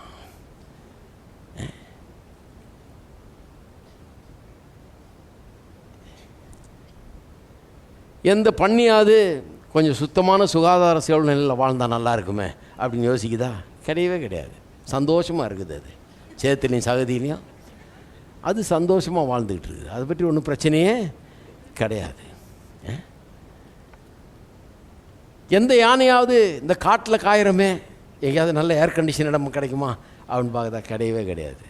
காட்டில் தான் சந்தோஷமாக இருக்குது. அது வசதிகளை தேடுறது கிடையாது, பெரிய இது கிடையாது. அடிப்படை தேவைகள் இருந்தால் போதும். பெரிய ஆசைகள் ஒன்றும் கிடையாது, பெரிய உயர்ந்த ஆசைகள் ஒன்றும் கிடையாது. அதுதான் மிருகம்னா வெறும் தண்ணி சாப்பாடு அப்படி இருந்தால் போதும். அடிப்படை அத்தியாவசிய தேவைகள் இருந்தால் போதும், அதோட திருப்தி ஆகிடுது. அது மனிதனை எது பிரித்து காட்டுதுன்னா, அவனுக்குள்ளே சாப்பாடையும் கொடுத்துருங்க, தண்ணியும் கொடுத்துருங்க, அவனுக்கு வேண்டிய துணிமணி கொடுத்துருங்க, தங்க இடம் கொடுத்துருங்க, அப்போ கூட அவன் திருப்தியாக இருக்க மாட்டான். இதை காட்டிலும் பெரிய ஒரு அச்சீவ்மெண்ட்டை தேடிக்கிட்டே அவன் இருப்பான். அடுத்தது பாருங்கள். His preeminence over them, over the animals, lies simply and solely in the fantastic and unnecessary character of his wants, physical, moral, aesthetic and intellectual. சரீர வாழ்க்கையாக இருந்தாலும் சரி, சன்மார்க்க வாழ்க்கையாக இருந்தாலும் சரி, அதாவது சரீர வாழ்க்கைன்னா இந்த சரீரத்துக்கு அடுத்த காரியங்களாக இருந்தாலும் சரி. மனுஷனை பாருங்கள், சரீரம்னு இருக்குது, அந்த சரீரத்துக்கு என்னென்ன இதெல்லாம் வாங்குறான்றீங்க? வாசனை திரவியங்கள், இதை நல்லா ஷேவ் பண்ணுறான், முடி அழகாக வெட்டுறான், நல்லா க்ரூம் பண்ணுறான். மனுஷனுக்கு இதெல்லாம் சரீர வாழ்க்கையாக இருந்தால் கூட அவனுக்கு அதை நல்லா வைக்கணும் அப்படின்ற ஒரு ஆசை இருக்குது. ரொம்ப உடல் பெருத்துருச்சுன்னா கொஞ்சம் எக்ஸசைஸ் பண்ணணும், கொஞ்சம் சாப்பாடை குறைச்சிக்கணும், நல்லா உடம்ப நல்லா ஆக்கணும் அப்படின்ற ஆசையெல்லாம் அவனுக்கு இருக்குது. எந்த யானையாவது அதை விரும்புதா? கிடையாது. மனுஷனுக்கு அப்படிப்பட்ட ஆசை இருக்குது. ஐயோ குறைக்க முடியலையேன்னு வருத்தப்படுறான்னு ஒழிய அப்படியே இருந்துருவோம், இதுதான் நல்லது அப்படின்னு நினைக்கிறது கிடையாது, இல்லையா? அப்போ சரீர வாழ்க்கையாக இருந்தாலும் சரி, சன்மார்க்க வாழ்க்கையாக இருந்தாலும் சரி, அதாவது ஆவிக்குரிய நாட்டம் அவனுக்குள்ளே இருக்குது. ஆவிக்குரிய வேலை தேடுறான், கடவுளை தேடுறான். இதெல்லாம் நிறைய பேர் பாயிண்ட் அவுட் பண்ணுறாங்க. அதாவது மனுஷனுக்குள்ளே ஆவிக்குரிய தேடல் ஒன்று இருக்குதுன்றதை ரொம்ப நாளாக பிரசங்கம் பண்ணுறாங்க, நானும் கேட்டிருக்கிறேன் பாருங்கள், அது நல்லது. ஆனால் ஆவிக்குரிய தேடல்னு பிரசங்கம் பண்ணுறவங்க இந்த சரீர வாழ்க்கை, இந்த பொருளாதார வாழ்க்கை, இதை குறித்த ஒரு உன்னதமான விருப்பங்கள் அவனுக்குள்ளே இருக்குதுன்றதை எம்பசைஸ் பண்ணுறதே கிடையாது. வெறும் ஆவிக்குரிய ஆஸ்பெக்டை மட்டும் சொல்லிடுறாங்க. மனுஷன் கடவுளை தேடுறான்னு. உண்மைதான், கடவுளை தேடுறது மட்டும் இல்லை, சில வசதி வாய்ப்புகளையும் தேடுறாம, சில சௌகரியங்களையும் தேடுறான், சில இன்பங்களையும் தேடுறான் சரீர பிரகாரமாக. அப்போ அவனுக்கு சரீர வாழ்க்கை, சன்மார்க்க வாழ்க்கையாக இருந்தாலும் சரி, உன்னதமான லட்சியங்களை வச்சு கடவுளை அறிஞ்சிக்கணும், கடவுளுடைய வழிகளில் நடக்கணும். அவன் பாவியாக இருந்தால் கூட குடியை விடணும், அதை விடணும், இதை விடணும், நல்லா இருக்கணும், உண்மை பேசணும், நியாயமாக நடந்து கொள்ளணும், அப்படிலாம் விருப்பம் இருக்குது அவனுக்குள்ளே. முடியாமல் தவிக்கிறான் சில நேரத்தில், ஆனால் உள்ள விருப்பம் இருக்குது. அழகை ரசிக்கும் ஆற்றல், எஸ்தெட்டிக்ஸ்ன்னு சொல்கிறோம் இல்லையா, a sense of the beautiful. அப்படின்னா மனுஷன்தான் பாருங்கள், போய் கொடைக்கானலில் நின்று ஆஹா இது அழகாக இருக்குன்னு சொல்ல முடியும். நீங்கள் கூட ஒரு நாயை விட்டு போய் பாருங்கள், அது பேசாமல் நிற்கும் கூடையே. அதுக்கு ஒன்றும் தெரியுது, இந்த அழகு அதுக்கு எங்கே வழங்க போகுது, அது ஒன்றும் பெருசாக அதை ஒன்றும் ரசிக்காது. நீங்கள் அணுவாக ரசிப்பீங்க அதை, எல்லா பூக்களையும் எல்லா மரங்களையும் அந்த மலை காடுகள்லாம் கொஞ்சம் கொஞ்சமாக ரசிப்பீங்க, ரொம்ப அதை இது பண்ணுவீங்க, பாராட்டுவீங்க நீங்கள். ஏன்னா அந்த எஸ்தெட்டிக் சென்ஸ் இருக்குது உங்களுக்கு, இது ரொம்ப அழகாக இருக்குது அப்படிங்கிறத உங்களுடைய மனம் சொல்லுகிறது உங்களுக்கு. அந்த ஒரு இதை கர்த்தர் உங்களுக்கு கொடுத்துருக்கிறார் இல்லையா. அதான் மனுஷன் மிருகத்தை காட்டில் உயர்ந்தவன். அது மட்டும் இல்லை, அறிவாற்றல். அறிவாற்றல்னா ஆழமாய் சிந்தித்து அலசி ஆராயக்கூடிய ஒரு மனசு மனுஷனுக்கு இருக்குது. மிருகங்களுக்கும் மூளை இருக்குது, ஏதோ கன்னிங்காக வேட்டையாடுறது அதெல்லாம் பண்ணோம். ஆனால் அதுக்கு மேலே போகாது பாருங்கள். ரொம்ப ஆழமாக ஆராய்ஞ்சி அலசி ஆராய்ஞ்சி பண்ணுறதெல்லாம் மனுஷனுடைய மனது தான் அதை பண்ணுகிறது. இவைகள் தான் மனுஷனையும் மிருகத்தையும் வித்தியாசப்படுத்துகிறது அப்படின்றார். அவன் உயர்ந்தவன் என்பதை காட்டுகிறது மிருகத்தை காட்டலாம். அவன் தன் வாழ்நாள் முழு, அடுத்தது பாருங்கள், had his whole life not been a quest for the superfluous, he would never have established himself so inexpungably in the necessary. பழைய இங்கிலீஷில் சொல்லியிருக்கார், ரொம்ப கஷ்டப்பட்டு தமிழில் மொழிபெயர்த்திருக்கிறார். என்ன அர்த்தம்னா, அவன் தன் வாழ்நாள் முழுவதும் தன்னுடைய தேவைக்கும் அதிகமானதை நாடாதிருந்தான். ஆனால் அதுதான் ரொம்ப முக்கியங்க. மனுஷன் அவனுடைய கேரக்டர் என்ன, நேச்சர் என்னன்றாரு. வெறும் அத்தியாவசிய தேவைகளை நாடுறது கிடையாது. மனுஷன் தேவைக்கும் ரொம்ப அதிகமானவைகளை தான் நாடுறான். நாடாதிருந்தான் ஆனால் அவனுடைய அடிப்படை அத்தியாவசிய தேவைகள் கூட சந்திக்கப்பட்டிருக்க முடியாது. அப்படின்னா என்ன சொல்கிறாரு, 3 வரைக்கும் எய்ம் பண்ணானா தான் கையை இது இந்த கூரை வரைக்குமாவது போக முடியும். வானம் வரைக்கும் தொடணும்னு முயற்சித்தா தான் இந்த கூரை வரைக்குமாவது மனுஷன் அபார முயற்சி எடுக்கிறான். அதனால தான் அவன் இன்றைக்கி அவனுடைய அடிப்படை தேவைகள்லாம் சந்திக்கப்படுது. அப்படி ஒரு பெரிய முயற்சி எடுக்கலாம், இன்றைக்கி அவனுடைய அத்தியாவசிய தேவைகள் கூட சந்திக்கப்பட்டிருக்க முடியாது அப்படிங்கிறார். அதுக்கப்புறம் சொல்கிறாரு, prune down his extravagances, sober him and you undo him. அவனுடைய அளவுக்கு அதிகமான ஆசைகளை களைந்து எறிந்து அவனுடைய ஆசைகளை குறைத்து கொள்ள அவனுக்கு போதிப்பீர்களானால் அவனை ஒன்றுமில்லாமல் ஆக்கி விடுவீர்கள். எப்பேற்பட்ட சத்தியத்தை சொல்ற பாருங்க, எவ்வளோ ஒரு ரெலவெண்ட், எவ்வளோ ஒரு உண்மை பாருங்க. அளவுக்கு அதிகமான ஆசை அவனுக்குள்ளே இருக்குல்ல, அதை டிஸ்கரேஜ் பண்ணி இப்படிலாம் படக்கூடாது. உனக்கு எதுக்கு இந்த ஆசை வேணாம். இப்போ ஒரு பையன் டாக்டர் ஆகணும்னு ஆசைப்பட்றான்னு வைங்க, உனக்கு எதுக்கு அதெல்லாம், நமக்கு அந்த ஆசைலாம் வேணாம். நம்ம ஊரில் எவன் டாக்டர் ஆகிருக்கான், அதெல்லாம் வேணாம் நமக்கு அப்படின்னு சொல்லி டிஸ்கரேஜ் பண்ணி அந்த அளவுக்கு அதிகமான ஆசைகளை களைந்து எறிந்து அவனுடைய ஆசைகளை குறைத்து கொள்ள அவனுக்கு கற்பிப்பீர்கள் என்றால் அவனையே அழித்து விடுவீர்கள். அவன் மனுஷனாகவே இருக்க முடியாது. தேவனுடைய சாயலில் உண்டாக்கப்பட்ட மனுஷன்னாலே அப்படி தான். ஏன் அப்படி இருக்கிறான் மனுஷன்? ஏன் அளவுக்கு அதிகமான ஆசை அவனுக்குள்ளே இருக்குது? ஏன் தனக்கு வேண்டிய அத்தியாவசிய தேவைன்னு இல்லாமல் அதுக்கு மேலே நிறைய காரியங்கள் அவன் நாடுகிறான்? ஏன்னா அவன் அப்படி உண்டாக்கிட்டார் கடவுள். ஆதியில் மனுஷனை உண்டாக்குனப்போ ராஜா மாதிரி உண்டாக்கிட்டார், எந்த குறைவும் இல்லாமல் வச்சுட்டாரு. அப்படிப்பட்ட ஒரு சூழலில் உண்டாக்கும்படியான ஒரு வாழும்படியான ஒரு நேச்சரை தான் அவனுக்கு கொடுத்துருக்காரு. அவனுடைய தன்மையே அப்படி இருக்குது. ஆகவே அவன் நல்லா இல்லைன்னா அவன் திருப்தியாக இருக்கவே முடியாது. ஆனால் எவ்வளோ ஒரு மோசம் பாருங்கள். நிறைய இடத்துல கிறிஸ்தவத்தில் என்ன பண்ணிடுறாங்க, எந்த ஆசையும் உனக்கு இருக்கக்கூடாது, ஆசையை கண்டனம் பண்ணுறது. ஆனால் ஆசை பரிசுத்தமான ஆசைன்னு இருக்குது, அசுத்தமான ஆசைன்னு இருக்குது. அசுத்தமான ஆசை கூடாது தான். ஆசையே தப்புன்னு போதிக்கிறது தப்பு. ஹலோ, ஆசையே தப்பு, ஆசையே இருக்கக்கூடாது அப்படின்னு போதிக்கிறது தப்பு. ஆசைப்படுகிற கப்பாசிட்டியை கடவுள் உள்ளே வச்சுருக்காரு. எதுக்கு வச்சுருக்காரு தெரியுமா? உங்களை ஒருவேளை ஒரு டாக்டர் ஆக்கணும்னு கடவுள் வச்சுருந்தாருன்னா, அதுக்காக நீங்கள் பிறந்திருந்தீங்கன்னா உங்களை எப்படி அந்த விதமான ஒரு ப்ரொஃபஷனுக்குள்ளே கடவுள் நடத்துவார்? உள்ள ஒரு ஆசையை ஒன்று திறமையை வைக்கிறாரு, அதுக்குள்ளே அறிவை கொடுக்குறாரு, அதுக்குரிய ஆசையும் உள்ள தர்றாரு. நான் ஊழியம் செய்கிறேன், இப்படி ஊழியம் செய்யணும்னு ஒரு ஆசை எனக்குள்ள, தீராத ஆசை. அந்த தீராத ஆசை தான் என்ன இந்த சத்தியங்களை அறிந்து கொள்ளும்படியாக, இதை போதிக்கும்படியாக என்னை உந்தி தள்ளினது. அதில் நேரம் செலவழிக்கும்படியாக, இதெல்லாம் செய்யும்படியாக எனக்கு ஒரு பெரிய ஊக்கம் அளித்தது. என்ன? தீராத ஒரு ஆசை. இந்த ஆசையை தப்புன்னு சொன்னால் அது தப்பு. ஆசைன்னா எப்போவுமே டிஃப்ரென்ஷியேட் பண்ணணும், எப்போவுமே டிஃப்ரென்ஷியேட் பண்ணணும். பாருங்கள், நன்மை தீமைன்னு இருக்குது. நல்ல விதத்தில் இன்பங்களை அனுபவிப்பதுன்னு இருக்குது, கெட்ட விதத்தில் இன்பங்களே தப்புன்னு சொல்கிறது தப்பு. அதே மாதிரி நல்ல ஆசைகள் இருக்குது, கெட்ட ஆசைகள் இருக்குது. நல்ல ஆசைகள் தேவை, அது கடவுள் ஏற்படுத்துகிற ஆசைகள். வேதம் சொல்லுது, delight in the Lord and he will give you the desires of your heart. அப்படின்னா டிசைர்ஸே தருவார் ஆண்டவர், ஆசைகளே தருவார். நீங்கள் விரும்பினதை தருவார்னு இல்லை, என்னத்தை விரும்பணுங்கிறதே தருவார். அப்படி தான் ஒரு மனுஷன் தன்னுடைய வாழ்க்கையின் லட்சியங்களை அடைகிறான். ஒருவன் எதுக்காக உண்டாக்கப்பட்டிருக்கான், அதை எப்படி அடைகிறான்? இப்படிப்பட்ட ஆசை உள்ள வளர்கிறதுனால. அப்போ உங்கள் வீட்டில் பார்ப்பீங்க, பிள்ளைகள் சில காரியங்களை ஆசைப்படுறது, உடனே அதை கண்டனம் பண்ணி இதெல்லாம் நமக்கு தேவையில்லை விடு அப்படின்னு சொல்லக்கூடாது. அது உண்மையாகவே எங்கேருந்து வருது அது ஆசை? நல்ல ஆசையா, பரிசுத்தமான ஆசையா, கடவுள் இப்படி தான் நடத்துகிறாரான்னு அப்படிங்கிறத பார்க்கணும். பார்த்து அதை எப்படி அடைவதுங்கிறத அவனுக்கு உதவி செய்யணும், போதிக்கணும், வழி நடத்தணும், ஜெபிக்கணும், அதுக்குரிய விசுவாசத்தை ஊட்டணும். அதை பண்ணும் ஒழிய ஆசையே தப்பு, கிறிஸ்தவர்கள் எல்லாம் ஆசை இல்லாதவர்கள் அப்படின்று சொல்கிறது தப்பு. கிறிஸ்தவர்கள் நிறைய ஆசையை உடையவர்கள். என்ன விதமான ஆசை? பரிசுத்தமான ஆசை. அதனால தான் பாருங்கள், மனுஷன் சில காரியங்களை நல்லா அனுபவிக்கிறான். ஃபார் எக்ஸாம்பிள், நல்லா எக்ஸசைஸ் செய்து உடம்பெல்லாம் கொஞ்சம் குறைச்சி நல்லா சுகதேகியாக இருக்கும்போது அவனுக்கு ரொம்ப சந்தோஷமாக இருக்குது. ஆடு மாடுலாம் அதுக்கு முயற்சி எடுக்கிறதே கிடையாது. கொஞ்சம் ஒரு மணி நேரம் ஓடிட்டு வந்துடுறேன்னு சொல்லுதா? எதை மாடாது கிடையாது. மாட்டுக்கு அந்த புத்தியெல்லாம் கிடையாது. அது நல்லா திண்டு பெருசாகிட்டே இருக்கும். மனுஷனுக்கு அதில் பெரிய சந்தோஷம். நடந்த உடனே ஹாப்பி ஹார்மோன்ஸ் எல்லாம் வேலை செய்தான் பாருங்கள், சந்தோஷமாக்குது உள்ளே ஏதோ அவனை. அவன் உடம்பு நல்லா ஆக ஆக அவன் ரொம்ப சந்தோஷமானவனாக இருக்கிறான். ஒரு நல்ல சட்டை வாங்கி போட்டு பாருங்கள், எவ்வளோ சந்தோஷமாக இருக்குது. ஹலோ, சந்தோஷமாக இல்லைன்னு சொன்னீங்கன்னா பொய் சொல்கிறீங்கன்னு அர்த்தம்.